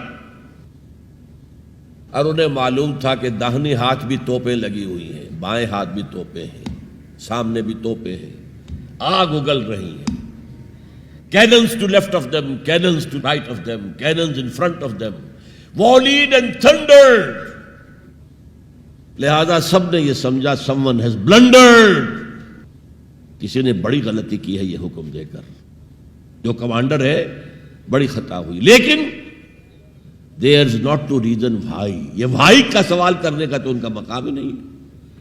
There's but to do and die. جو حکم ملا کرو, مرتے ہو تو مرو. Therefore, into the valley of death rode the 600. 600 کے 600 موت کی وادی میں اتر گئے. تو جب تک ایسی جماعت نہیں ہوگی نظام نہیں بدلا جا سکتا. بولشویکس اینڈ بولشویکس رشیا میں منظم جس طرح تھے, اگر وہ نہ ہوتے تو زار کی حکومت کا تختہ الٹا جا سکتا تھا. Was it possible? سب سے بڑی کنگڈم تھی ایشیا اور یورپ دونوں کے اوپر جو برج تھا, بہت بڑی سلطنت, کہاں سے کہاں تک زار کی سلطنت. اور پورا جو ہے ہمارا سینٹرل ایشیا, سارے یہ ترک, مسلم ترک علاقے جو ہے, روسی ترکستان اسی لیے ان کا نام تھا, وہ بھی اسی کے پاس تھے. لیکن ایک منظم جماعت نے, ایک نئے فکر نے, ایک نئے فلسفے نے, مارکسزم نے لوگوں کو پوزیس کیا, انہیں منظم کیا, انہوں نے جد و جہد کی, انقلاب برپا کر دیا. یہی کام حضور نے کیا. ایمان کی دعوت دی اور ایمان دلوں میں راسخ ہو گیا, انہیں منظم کیا. حدیث میں آتا ہے, اور یہ مشکات شریف میں بھی حدیث ہے, مسند احمد ابن حنبل کے حوالے سے اور جامع ترمذی کے حوالے سے. حضور فرماتے ہیں, حارث اشعری رضی اللہ تعالیٰ عنہ اس کے راوی ہیں, انی آمرکم بخمس, مسلمانوں میں تمہیں 5 باتوں کا حکم دے رہا ہوں. اللہ امرنی بہن, ایک روایت میں یہ اضافی الفاظ ہے, اللہ نے مجھے حکم دیا ہے ان کا, اپنی طرف سے نہیں دے رہا. حالانکہ حضور کو اختیار تھا, آپ اپنی طرف سے بھی حکم دے سکتے تھے. وہ 5 باتیں کیا ہیں؟ بالجماعت والسمع والطاعت والہجرت والجہاد فی سبیل اللہ. کتنا بڑا مجمع اس وقت یہاں ہے. کیا میں پوچھ سکتا ہوں کتنے لوگوں نے یہ حدیث سنی ہے آج سے پہلے؟ ذرا ہاتھ اٹھائیں. کیا وجہ؟ دیکھیے 5 چیزیں وہ ہیں جو ہم میں سے ہر ایک کو یاد ہے. حدیث یاد ہونا ہو, اس کا ایسنس تو یاد ہے. بنی الاسلام علی 5, شہادت لا الہ الا اللہ وان محمد رسول اللہ, وإقام الصلاة وإيتاء الزکاة وصوم رمضان وحج البیت من استطاع الیہ سبیلا. کس کو نہیں معلوم 5 ارکان اسلام؟ اور کس نے فرمایا؟ یہ حضور نے. اور یہ کلام خبریہ ہے, بنی الاسلام علی 5. اس میں امر کا انداز نہیں ہے, خبر ہے. اسلام کی تعبیر 5 بنیادوں پر ہے. یہ حدیث ہمیں یاد ہے, اور جس کے کہہ رہے ہیں میں حکم دیتا ہوں تمہیں اور اللہ نے مجھے حکم دیا ہے, یہ 5 باتیں ہمارے ذہن سے نکل گئی. اس لیے کہ ہمارے ذہن میں اسلام کا تصور مذہب کا ہے, دین کا ہے ہی نہیں. ہم وہی سمجھتے ہیں کہ نماز, ایک تو یہ کہ ہمارے عقائد ٹھیک ہوں, نماز روزہ حج زکوٰۃ کا تقاضا ہو, اور کچھ جو ہمارے سوشل کسٹمز ہیں, عیدیں منائیں, جمعہ پڑھے, قربانیاں دیا کریں عید الاضحیٰ میں, بچے کا عقیقہ کریں, مردے کو دفنائیں کفنائیں, شادی ہو تو ایجاب و قبول کرائیں, پھیرے نہیں ڈلوائیں گے. بھائی یہ ہمارا دین ہے, ہمارا مذہب ہے. مذہب دین نہیں ہے, یہ دین کا تصور ہی نہیں. ہم اتنے خوگر ہو گئے محکومیت کے کہ دین کی اقامت کا تصور, دین کو غالب کرنے کا تصور ہمارے ذہن سے نکل گیا, ذہن میں ہے ہی نہیں. علماء کو بھی اجنبی سی بات لگتی ہے, یہ کیا بات کہہ رہے ہیں, یہ تو اجنبی سی بات ہے. اس لیے کہ ہمارے ذہنوں سے تصور نکل گیا. پہلے مسلمان بادشاہ تھے, ملوکیت تھی, وہ اسلام تو نہیں تھا. اسلامی نظام تو خلافت راشدہ کا تھا, ابو بکر اور عمر اور عثمان اور علی اور حضرت حسن کو میں مزید شامل کرتا ہوں. تب 30 برس بنتے ہیں جو حضور نے فرمایا تھا کہ یہ 30 برس خلافت رہے گی. بعد میں تو ملوکیت آ گئی. یہ بنو امیہ کے بادشاہ تھے, چاہے خلفاء اپنے آپ کو کہلوائیں, بنو عباس تو بڑے بادشاہ تھے، شہنشاہ تھے، بڑے محل بنائے تھے، اور یہی حال پھر جن کو ہم کہہ دیتے ہیں عثمانی خلفاء، یعنی ترک بادشاہ اور شہنشاہ، ان کا بھی حال یہی تھا۔ اسلام کہاں ہے؟ اس کے بعد آ گئے انگریز نے کہا قانون ہمارا ہوگا، کرمنل لا ہمارا ہوگا، CRPC ہماری ہوگی، سول لا ہمارا ہوگا، نظام ہمارا ہوگا۔ ہاں نماز پڑھ سکتے ہو، روزہ رکھ سکتے ہو، ہمیں کوئی تمہارے مذہب سے کوئی دشمنی نہیں، بلکہ انگریز نے تو بڑی رعایت کی تھی۔ اس نے کہا تھا تم اپنے فیملی لاز بھی اپنی مرضی سے جیسے چاہو طے کرو۔ آج مسلمان ممالک میں سے بھی اکثر نے اپنے فیملی لاز چھوڑ کر یورپ کے فیملی لاز اختیار کر لیے، اور پہلی مرتبہ یہ کام کیا تھا ترک نے، اور یورپ کے اخبارات نے پھر تنزیہ لکھا تھا کہ یہ عجیب قوم ہے، کہتی ہے کہ بہترین قانون ہمارے پاس ہے، اور حال یہ ہے کہ فیملی لاز بھی ہم سے مانگ رہے ہیں، رومن لاز سے اخذ کر رہے ہیں فیملی لاز اپنے، یہ ان کا حال ہے، کہتے ہیں بہترین قانون ہمارے پاس ہے۔ تو انگریز کے آنے کے بعد اب ہمارا علماء کا قال اللہ و قال رسول یا مدرسہ چلا لے۔ بہرحال انہوں نے بڑی خدمتیں کی ہیں، اگر یہ نہ ہوتا تو شاید ہمارے ہاں مساجدیں آباد ہی نہ ہوتی، کم سے کم علماء نے وہ پوزیشنیں جو ہیں وہ پر کی ہیں، ایک ڈھانچہ جو ہے وہ برقرار رکھا ہے، اس میں کوئی شک نہیں، ان کی خدمات ہے۔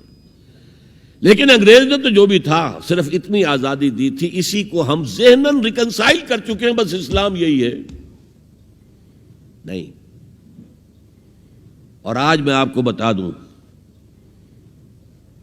امریکہ اور انگلینڈ خاص طور پر، اور بقیہ عیسائی مملکتیں بھی بالعموم، اسلام کے خلاف جو جنگ جاری کر رہے ہیں اور تیزی کے ساتھ یہ بڑھے گی، اس کا بھی معاملہ یہ ہے کہ مذہب کی حیثیت سے اسلام کے خلاف ان کی کوئی جنگ نہیں۔ جب بش کہتا ہے کہ ہم تو اسلام کے خلاف نہیں، صحیح کہتا ہے، سچ کہتا ہے، وہ یہ کہہ سکتے ہیں you have come here, you have purchased churches and synagogues and converted into mosques, did we object? تم یہاں آئے، تم نے چرچ خرید کے مسجد بنا لی، سینیگاگ یہودیوں کا خریدا اور مسجد بنا لی، ہم نے کبھی روکا تمہیں؟ تم نمازیں پڑھتے ہو، ہم نے روکا؟ روزے رکھتے ہو، ہم نے روکا؟ بلکہ رمضان میں وائٹ ہاؤس میں ایک افطاری بھی دے دیتے ہیں تمہیں، سیریمونیل۔ تمہاری عید ہے، بقرہ عید ہے، ہم کومیموریٹو سٹیمپس جاری کر دیتے ہیں، یہ عید کا جو ہے ڈاک کا ٹکٹ ہے اور یہ بقرہ عید کا ہے۔ تو مذہب سے تو ہمیں کوئی اعتراض نہیں، لیکن اسلام کا سیاسی، معاشی اور سماجی نظام nothing doing, we will not bear it، نظام ہمارا ہوگا۔ اور سمجھ لیجئے یہ تاریخ نے پورا سرکل، ایک گھیرا پورا کر لیا ہے۔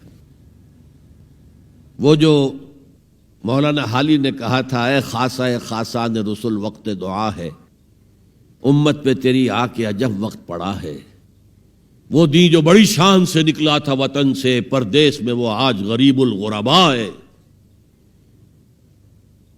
کس شان سے نکلا تھا اسلام، اور آج بالکل ریورس ہو گیا معاملہ۔ اسلام نے یہ کہا تھا اسلام لے آؤ، ہمارے برابر کے بھائی ہو جاؤ گے۔ ہم یہ بھی نہیں کہیں گے ہم پرانے مسلمان ہیں، سینئر مسلمان ہیں، ہمارے حقوق زیادہ ہیں، تم نیو کمرز ہو، نو مسلم ہو، تمہارے حقوق نہیں، بالکل برابر۔ یہ نہیں تو اسلام کی بالادستی قبول کرو، چھوٹے ہو کر رہو، ہاتھ سے جزیہ پیش کرو، یؤتوا الجزیۃ عن ید وہم صاغرون، پھر تم یہودی رہو مذہب کے طور پر، نظام ہمارا ہوگا دین حق کا، وہ غالب ہم نے کرنا ہے۔ محمد الرسول اللہ بھیجے گئے دین کو غالب کرنے کے لیے، ہمارے اندر طاقت نہ ہو تو کیا کریں، مجبور ہیں، لیکن طاقت ہو اور پھر دین کو غالب نہ کریں تو ہم تو غدار ہیں اللہ کے۔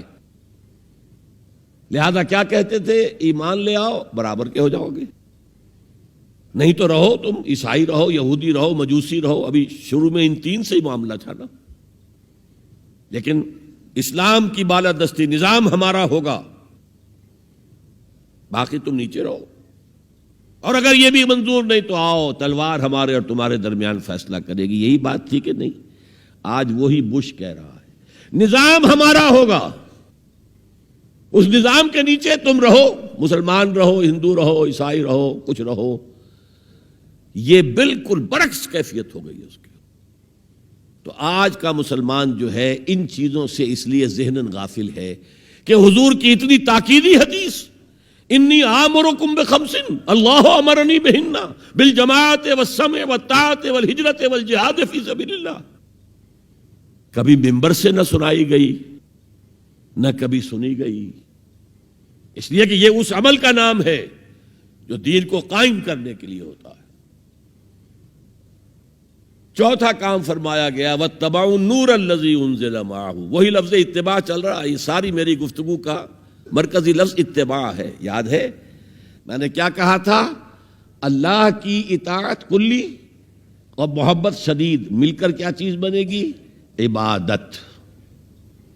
رسول کی اطاعت کلی اور شدید محبت مل کر کیا بنے گی؟ اتباع۔ اور اتباع کا درجہ کیا ہے؟ قل ان کنتم تحبون اللہ فاتبعونی یحببکم اللہ، اے نبی ان سے کہہ دیجئے اگر تم اللہ سے محبت کرتے ہو تو میرا اتباع کرو، میری پیروی کرو، میرے نقش قدم پر چلو۔ اب آپ سوچئے اگر ہم کاروبار کر رہے ہیں، فرض کیجئے کوئی شخص 100% دیانتداری سے کام کر رہا ہے، کوئی شخص سود کے اندر براہ راست ملوث نہیں ہے، وہ نماز پڑھتا ہے، روزہ رکھتا ہے، لیکن یہ اتباع نہیں کر رہا جو حضور نے جو کام کیا تھا کہ غلط نظام، طاغوتی نظام کو جڑ سے اکھاڑ کر پھینکا جائے اور اللہ کا دیا ہوا دین حق قائم کیا جائے، تو اتباع میں کیا حصہ ہے اس کا؟ کوئی نہیں۔ ایک سوال آپ سے کرتا ہوں، حضور نے وحی کے آغاز کے بعد کوئی کاروبار کیا؟ جی آپ پہلے بہت اچھے تاجر تھے، بہت کامیاب تاجر تھے، اس وقت کا ایکسپورٹ امپورٹ، قافلہ لے کر جا رہے ہیں شام، قافلہ واپس لے کر آ رہے ہیں، لیکن جیسے ہی وحی آ گئی یا ایھا المدثر قم فانذر وربک فکبر، اے لحاف میں لپٹ کر لیٹنے والے اب کھڑے ہو جاؤ، کمر کس لو، گرڈ اپ یور لائنز، اپنے مشن کا آغاز کرو۔ اس کا آغاز کیا ہے؟ انذار، خبردار کرو انہیں کہ زندگی یہی زندگی نہیں ہے، اصل زندگی آخرت کی زندگی ہے، اور قیامت کے دن تمہیں حساب جو ہے اپنا پیش کرنا ہوگا، جواب دہی کرنی ہوگی۔ You will have to face the grand accountability of the day of judgment۔ یہ انذار سے بات شروع کرو، وَرَبَّكَ فَكَبِّرْ، اور جو ہدف ہے مقصود کیا؟ اللہ کو بڑا کرو، یعنی اس کی بڑائی نافذ کرو۔ پارلیمنٹ میں بھی اس کا حرف آخری ہو، لِتَكُونَ كَلِمَةُ اللَّهِ هِيَ الْعُلْيَا، تاکہ اللہ کا کلمہ سب سے اونچا ہو جائے۔ یہ نہیں کہ صاحب ہمارے تو 60% لوگوں نے یہ رائے دے دی ہے، بس اب ہم نہیں جانتے کہ قرآن میں کیا ہے یا کسی اور آسمانی ہدایت میں کیا ہے، تورات میں کیا ہے، انجیل میں کیا، ہم نہیں جانتے۔ اگر ہم اس کے خلاف جد و جہد نہیں کرتے تو اتباع میں کوئی حصہ نہیں ہمارا۔ جو اطاعت تھوڑی بہت ہم کر رہے ہیں وہ بھی جزوی ہے، کلی نہیں ہے، اسی لیے دنیا کی رسوائی وہ تو ہمارے ماتھے پر لکھی ہوئی ہے، ضربت علیہم الذلۃ والمسکنۃ وباؤوا بغضب من اللہ۔ آج ہمارا حال یہ ہے۔ تو اتباع رسول، محبت رسول کا تقاضا، وہی جد و جہد کرو، وہی جد و جہد کرو، اسی کا نام جہاد فی سبیل اللہ ہے۔ بدقسمتی سے خود ہم نے غلط انٹرپریٹیشن جہاد کی ہے، جس کی وجہ سے دشمنوں کو موقع ملا ہے۔ جہاد کے معنی جنگ، حالانکہ جہاد کے معنی تو جنگ نہیں ہے، جہاد جد و جہد کا نام ہے، کوشش۔ جہد کے مقابلے میں آئے گی تو وہ جہاد ہے۔ جہد یک طرفہ ہے تو جہد ہے، اور دو طرفہ ہو رہی ہے، رسہ جو ہے آپ ادھر کھینچ رہے ہیں وہ ادھر کھینچ رہے ہیں، یہ جہاد ہے۔ آپ توحید کا پرچم اٹھائے ہوئے ہیں، توحید پھیلا رہے ہیں، وہ شرک پھیلا رہے ہیں، یہ جہاد ہے.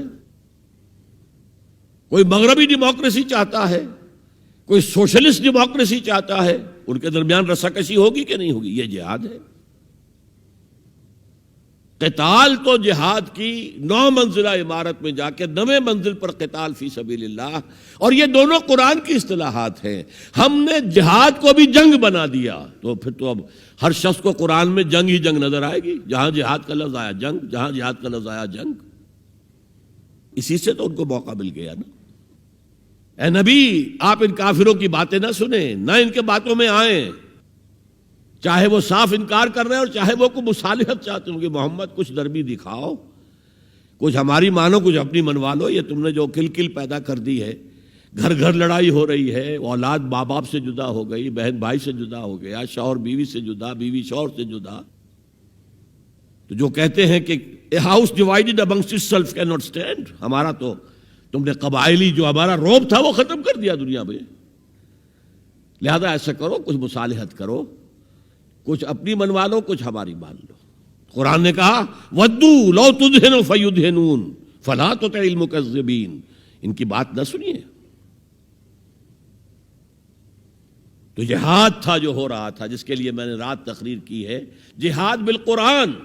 فَلَا تُطِعِ الْكَافِرِينَ وَجَاهِدْهُمْ بِهِ جِهَادًا كَبِيرًا. یہ سورہ الفرقان کی آیت ہے نمبر 52. اور شروع کیسے ہوتی ہے سورہ الفرقان؟ تبارک الذی نزل الفرقان علی عبدہ لیکون للعالمین نذیرا. بڑی بابرکت ہے وہ ذات جس نے اپنے بندے محمد پر صلی اللہ علیہ وسلم یہ الفرقان نازل کر دیا تاکہ تمام جہان والوں کو خبردار کر دے. انذار، اور وہ پوری نوع انسانی کے لیے انذار. اسی میں آگے آتا ہے اسی صورت میں فلا تطع الکافرین. اے نبی، آپ ان کافروں کی باتیں نہ مانیں، نہ سنیں، نہ توجہ دیں. وَجَاهِدْهُمْ بِهِ، اس قرآن کے ذریعے سے جہاد کیجئے. 12 برس مکے میں قرآن کے ذریعے سے جہاد ہوا ہے. تلوار تو نہیں اٹھی. الٹا حکم یہ تھا کہ چاہے تمہارے ٹکڑے کر دیں، چاہے تمہیں آگ میں جلا دیں. You don't have to raise hands. Even in self-defense. کفو ایدیکم، اپنے ہاتھ بندھے رکھو، روکے رکھو. کوئی جوابی کارروائی نہیں. 12 برس. This was the order of the day. یہ جہاد بالقرآن. اس جہاد بالقرآن کے ذریعے سے لوگوں کو کھینچا گیا، پھر بیعت لے کر ان سے ان کو منظم جماعت بنایا گیا، پھر ان کا تزکیہ کیا گیا. تزکیہ کس بات کا؟ دل میں کوئی ولولہ، کوئی امنگ، کوئی حوصلہ، کوئی طلب، کوئی مقصود نہ رہ جائے سوائے اللہ کی رضا کے حصول کے اور آخرت کی فلاح کے حصول کے. جب تک پاک نہیں ہو جائے گا دل، جب تک دل سے ساری امنگیں، ساری ایمبیشن نہیں نکل جائیں گی سوائے اللہ کو راضی کرنا اور آخرت کی فلاح طلب کرنا، یہ ہے تزکیہ. یتلو علیہم آیاتہ ویزکیہم ویعلمہم الکتاب والحکمہ. اگر اس نقش قدم پر آپ نہیں چل رہے تو حضور کے ساتھ محبت کا دعویٰ باطل ہے. آپ مسلمان ہیں، ٹھیک ہے، آپ مانتے ہیں انہیں اللہ کا رسول، اور آپ درود بھی بھیج دیتے ہیں، نماز میں بھی درود ابراہیمی ہے، سب کچھ ہے. لیکن یہ ہے کہ اتباع رسول، محبت رسول کے بغیر نہیں. اور محبت رسول سے جو اتباع رسول وجود میں آتا ہے وہ ہے من انصاری اللہ. اور یہ سمجھ لیجئے، بس آخری نکتہ میں بیان کر رہا ہوں، اگر تو حضور کو بھی بھیجا گیا ہوتا صرف اہل عرب کے لیے تو آپ کی حیات طیبہ ہی میں مشن مکمل ہو گیا. جاء الحق وزهق الباطل ان الباطل کان زہوقا. اذا جاء نصر اللہ والفتح ورأیت الناس يدخلون فی دین اللہ افواجا. کام مکمل ہو گیا. لیکن حضور کو تو بھیجا گیا ہے پوری نوع انسانی کے لیے. وما ارسلناک الا کافۃ للناس بشیرا ونذیرا. اے نبی، ہم نے آپ کو نہیں بھیجا ہے مگر تمام انسانوں کے لیے بشیر اور نذیر بنا کر. کیا نتیجہ نکلا؟ جب تک پوری دنیا میں اللہ کا دین اسی طرح غالب نہ ہو جیسے حضور کے دست مبارک سے جزیرہ نماء عرب میں ہو گیا تھا، اس وقت تک ہنوز حضور کا مشن تکمیل کو نہیں پہنچا۔ یہ بات میں نے 5ویں جماعت میں پڑھی تھی۔ علامہ اقبال کی نظم شکوہ جواب شکوہ میں نے پڑھی، بانگ درا مجھے میرے بڑے بھائی صاحب نے بھیج دی تھی۔ ایک شعر تو وہ ہے بانگ درا کا جو میرے تحت الشعور میں کہیں چپک گیا تھا اور میری پوری زندگی کو اس نے ایک رخ پر ڈھالا ہے۔ وہ زمانے میں معزز تھے مسلمان ہو کر، اور تم خار ہوئے تاریک قرآن ہو کر۔ دیکھیے یہ بات صرف اقبال نے نہیں کہی، وہ داڑھی مڈا تھا، عالم تو نہیں تھا۔ یہی بات کہی 14ویں صدی کے مجدد اعظم شیخ الہند مولانا محمود حسن اسیر مالٹا نے۔ 4 سال کی اسیری کے بعد جب رہائی پا کر آئے تھے 1920 میں، اور رہائی کیوں ملی تھی کہ ٹی بی 3rd سٹیج کو پہنچ گئی تھی۔ انگریز ڈرتا تھا کہ اگر ہماری اسیری ہی کے اندر کہیں انتقال ہو گیا تو کہیں طوفان اٹھ جائے گا، لہذا چھوڑ دیا۔ دیوبند میں ایک جلسہ منعقد ہوا اور وقت کے سارے بڑے بڑے علماء موجود، اشرف علی تھانوی صاحب موجود، شبیر احمد عثمانی صاحب موجود، مولانا حسین احمد مدنی موجود، ہمارے جو پاکستان میں مفتی محمد شفیع صاحب موجود، اور انہوں نے یہ واقعہ لکھا ہے اپنی کتاب میں وحدت امت میں کہ شیخ الہند نے کہا کہ ہم نے تو اپنی 4 سالہ دور اسیری میں جتنا ہی غور کیا ہے، ہمیں اپنے زوال کے 2 اسباب نظر آئے ہیں۔ ایک ہمارا قرآن کو ترک کر دینا، یہ لفظ ہے اس کے اندر، نوٹ کیجئے۔ حالانکہ علماء نے قرآن کو ترک کیا ہے، لیکن اگر آپ نے کہا نہیں تو یہ صحیح نہیں ہے، کیا ہے۔ ان کا سارا زور فقہ پر ہے، حدیث پر ہے، زیادہ زور قرآن پر نہیں ہے۔ صحیح بات ہے۔ کہنے والا کون ہے؟ شیخ الہند۔ ایک ہمارا قرآن کو ترک کر دینا اور دوسرا آپس کے اختلافات، اور مفتی شفیع صاحب نے اس کے اوپر پھر یہ گرہ لگائی کہ حضرت شیخ نے جو 2 باتیں کہی تھی حقیقت میں ایک ہی ہیں، ہمارے اختلافات بھی اسی لیے کہ ہم نے قرآن کو ترک کر دیا ہے۔ تو یہ ہے ایک شعر جو میرے ذہن میں چپک گیا تھا، پھر قرآن سے اللہ نے جو ایک مناسبت دی ذہنی قلبی، اللہ کا شکر ہے، اللہ کا فضل ہے۔ دوسرا شعر وہ ہے کہ وقت فرصت ہے کہاں، کام ابھی باقی ہے، نور توحید کا اتمام ابھی باقی ہے۔ پورے کرہ ارضی جب تک کہ توحید سے جلوگر نہ ہو جائے اور اسلام کا ڈنکا نہ بج جائے، اس وقت تک حضور کا مشن مکمل نہیں ہے۔ حضور حوالے کر کے گئے تھے امت کے۔ خطبہ حجۃ الوداع میں آپ نے سوال کیا الا هل بلغت، اور 1.25 لاکھ کے مجمع نے جواب دیا انا نشهد انک قد بلغت الرسالۃ وادیت الامانۃ ونصحت الامۃ وکشفت الغمۃ۔ ہاں حضور ہم گواہ ہیں، آپ نے حق رسالت ادا کر دیا، حق امانت ادا کر دیا، مسلمانوں کی خیر خواہی کا حق ادا کر دیا، امت کی خیر خواہی کا، اور گمراہی کے پردے چاک کر دیے۔ 3 دفعہ حضور نے سوال کیا، 3 دفعہ جواب لے کر پھر آسمان کی طرف نگاہ اٹھائی اور انگشت شہادت سے اشارہ کیا، اور پھر لوگوں کی طرف اللہم اشہد اللہم اشہد اللہم اشہد، اے اللہ تو بھی گواہ رہے، یہ مان رہے ہیں کہ میں نے پہنچا دیا ہے۔ اسے میں کہا کرتا ہوں سائی آف ریلیف۔ کندھوں پر ایک بہت بڑا بھاری بوجھ آ گیا تھا، بہت بڑی امانت تھی قرآن، اس کے پہنچانے پر کیا کیا تکلیفیں اٹھائی ہیں۔ پاگل کہے گئے، مجنون کہے گئے، شاعر کہے گئے، ساحر کہے گئے، مسحور کہے گئے، کیا نہیں کہا گیا۔ اور پھر جو مارے کھائی ہیں، جو 3 سال کی شیب بنی ہاشم کے اندر اسیری تھی، جس میں کھانے پینے کی چیزیں گھاٹی میں داخل نہیں ہو سکتی تھی۔ ہماری جیلوں میں تو آپ کو کھانا تو ملتا ہے، وہاں تو کچھ نہیں تھا۔ پھر طائف کا پتھراؤ یاد کیجئے، پھر مکے سے نکلنا اور 3 دن رات ایک غار میں چھپے رہنا، پھر مدینے کے اندر آپ کو معلوم ہے غزوہ بدر آ رہی ہے، اس میں 70 اگر کافر مارے گئے تو غزوہ احد میں 70 صحابہ شہید ہو گئے، جن میں حضرت حمزہ بھی ہیں۔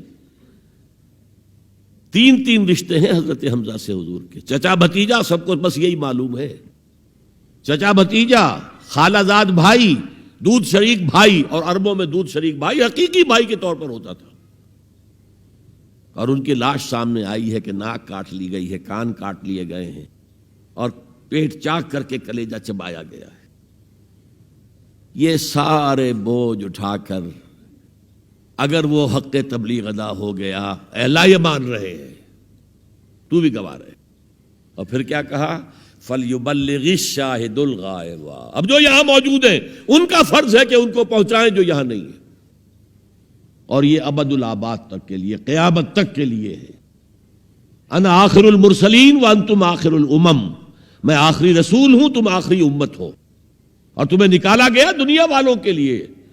دنیا کی دوسری قومیں اپنے لیے جیتی ہیں، اپنی عظمت، اپنا بول بالا، اپنے مفادات، اپنی مصلحتیں، اور تمہیں دنیا والوں کے لیے جینا ہے۔ ہم تو جیتے ہیں کہ دنیا میں تیرا نام رہے، کہیں ممکن ہے کہ ساقی نہ رہے جام رہے۔ یہ جام ہدایت کون گردش میں لائے گا اگر ساقی نہ ہو؟ ساقی امت مسلمہ ہے۔ یہ دوسری بات ہے کہ امت بھول گئی، خود ہی نہیں پڑھا، پڑھائیں گے کیا؟ خود ہی نہیں سمجھا، سمجھائیں گے کیا؟ بہرحال وقت فرصت ہے، کہاں کام ابھی باقی ہے، اور اس کی صحیح حدیثیں موجود ہیں کہ دنیا میں دوبارہ نظام خلافت علی منہاج النبوہ آئے گا، اور اب جب آئے گا گلوبل ہوگا۔ یہ ایک بہت بڑا تصادم آنے والا ہے، جسے کہ بائبل کے ماننے والے کہتے ہیں آرمگیڈون، بہت بڑی جنگ۔ اگر آپ کہیں ڈکشنری میں جا کر دیکھیں گے آرمگیڈون کے معنی تو لکھا ہوگا A very big war which will be fought between the forces of evil and good before the end of this world۔ اور حضور کی احادیث میں الملحمۃ العظمی، عظیم ترین جنگ، الملحمۃ الکبریٰ، سب سے بڑی جنگ، اور اس میں یا تو ایک طرف ہوگا نیو ورلڈ آرڈر، وہ چاہتا ہے گلوبل ہو جانا، اور یہ حقیقت میں جیو ورلڈ آرڈر ہے۔ عیسائی دنیا اس وقت یہودیوں کے پنجے میں، شکنجے میں ہے۔ 100 سال پہلے دیکھ آیا تھا وہ دیکھنے والا مرد درویش اقبال، 1905 میں گیا تھا انگلستان، جرمنی، 1908 تک رہا تھا۔ وہ دیکھ کر آیا تھا کہ فرنگ کی رگے جاں پنجے یہود میں ہے۔ آپ کو معلوم ہے جو ریئیکشن ہوا ہے بعد میں، جو کچھ ہٹلر نے کیا یہودیوں کے ساتھ، کہتے ہیں 60 لاکھ ہمارے مارے ہیں۔ کیوں؟ کہ انہیں احساس ہو گیا تھا انہوں نے اپنے شکنجے میں ہمیں کس لیا ہے، لہذا اس نے انتقام لیا ہے۔ بہرحال اب جو بھی ٹکراؤ ہونے والا وہ 2 نظاموں کا ہوگا، جسے ہنٹنگٹن نے کہا ہے کلیش آف سیویلائزیشنز، تہذیبوں کا تصادم آئے گا، اور اس میں دوسری تہذیب ہماری یا ہمارا نظام اس وقت دنیا میں کہیں نہیں ہے، لیکن دشمن کو معلوم ہے۔ ابلیس کی مجلس شورا میں علامہ اقبال نے ابلیس کے ترجمانی کرتے ہوئے کہا ہے اگر کوئی خطر مجھ کو تو اس امت سے ہے۔ ابلیس کہہ رہا ہے۔ پہلے اس میں آتا ہے ایک مشیر نے کہا جی جمہوریت کا دنیا میں بول بالا ہو رہا ہے، ہماری ابلیسی نظام تو ختم ہو جائے گا۔ اس نے کہا نہیں، ہم نے خود پہنایا ہے شاہی کو جمہوری لباس، ذرا آدم ہوا ہے خود شناس و خود نگر۔ تم نے کیا دیکھا نہیں مغرب کا جمہوری نظام، چہرہ روشن اندروں چنگیز سے تاریک تر۔ It's the dictatorship of the capitalist۔ دوسرے نے کہا مشیر نے اجی وہ ایک اور مصیبت کھڑی ہو گئی ہے، وہ کارل مارکس نے کیا کر دیا ہے، میرے آقا یہ جہاں زیر و زبر ہونے کو ہے ہمارا ابلیسی نظام تو ختم ہو جائے گا۔ اس نے اس کو بھی رد کر دیا۔ کب ڈرا سکتے ہیں مجھ کو اشتراکی کوچہ گرد، یہ پریشان روزگار آشفتہ مغز آشفتہ ہو، کچھ نہیں کر سکتے۔ ہے اگر کوئی خطر مجھ کو تو اس امت سے ہے جس کی خاکستر میں ہے اب تک شرار آرزو۔ انگارے کے اوپر آ گئی ہے راکھ، اندر دہکتی ہوئی آگ ہے، جس کی خاکستر میں ہے اب تک شرار آرزو۔ خال خال اس قوم میں اب تک نظر آتے ہیں وہ، کرتے ہیں اشک سحر گاہی سے جو ظالم وضو۔ لیکن پھر کہتا ہے وہی ابلیس، جانتا ہوں میں یہ امت حامل قرآن نہیں۔ دیکھیے کت قدر صحیح عکاسی کر رہے، مجدد وقت بھی کہہ رہا ہے ہم نے قرآن کو ترک کر دیا، اور مفکر امت کہہ رہا ہے کہ ہم نے قرآن کو ترک کر دیا، اور تم خار ہوئے تارک قرآن ہو کر۔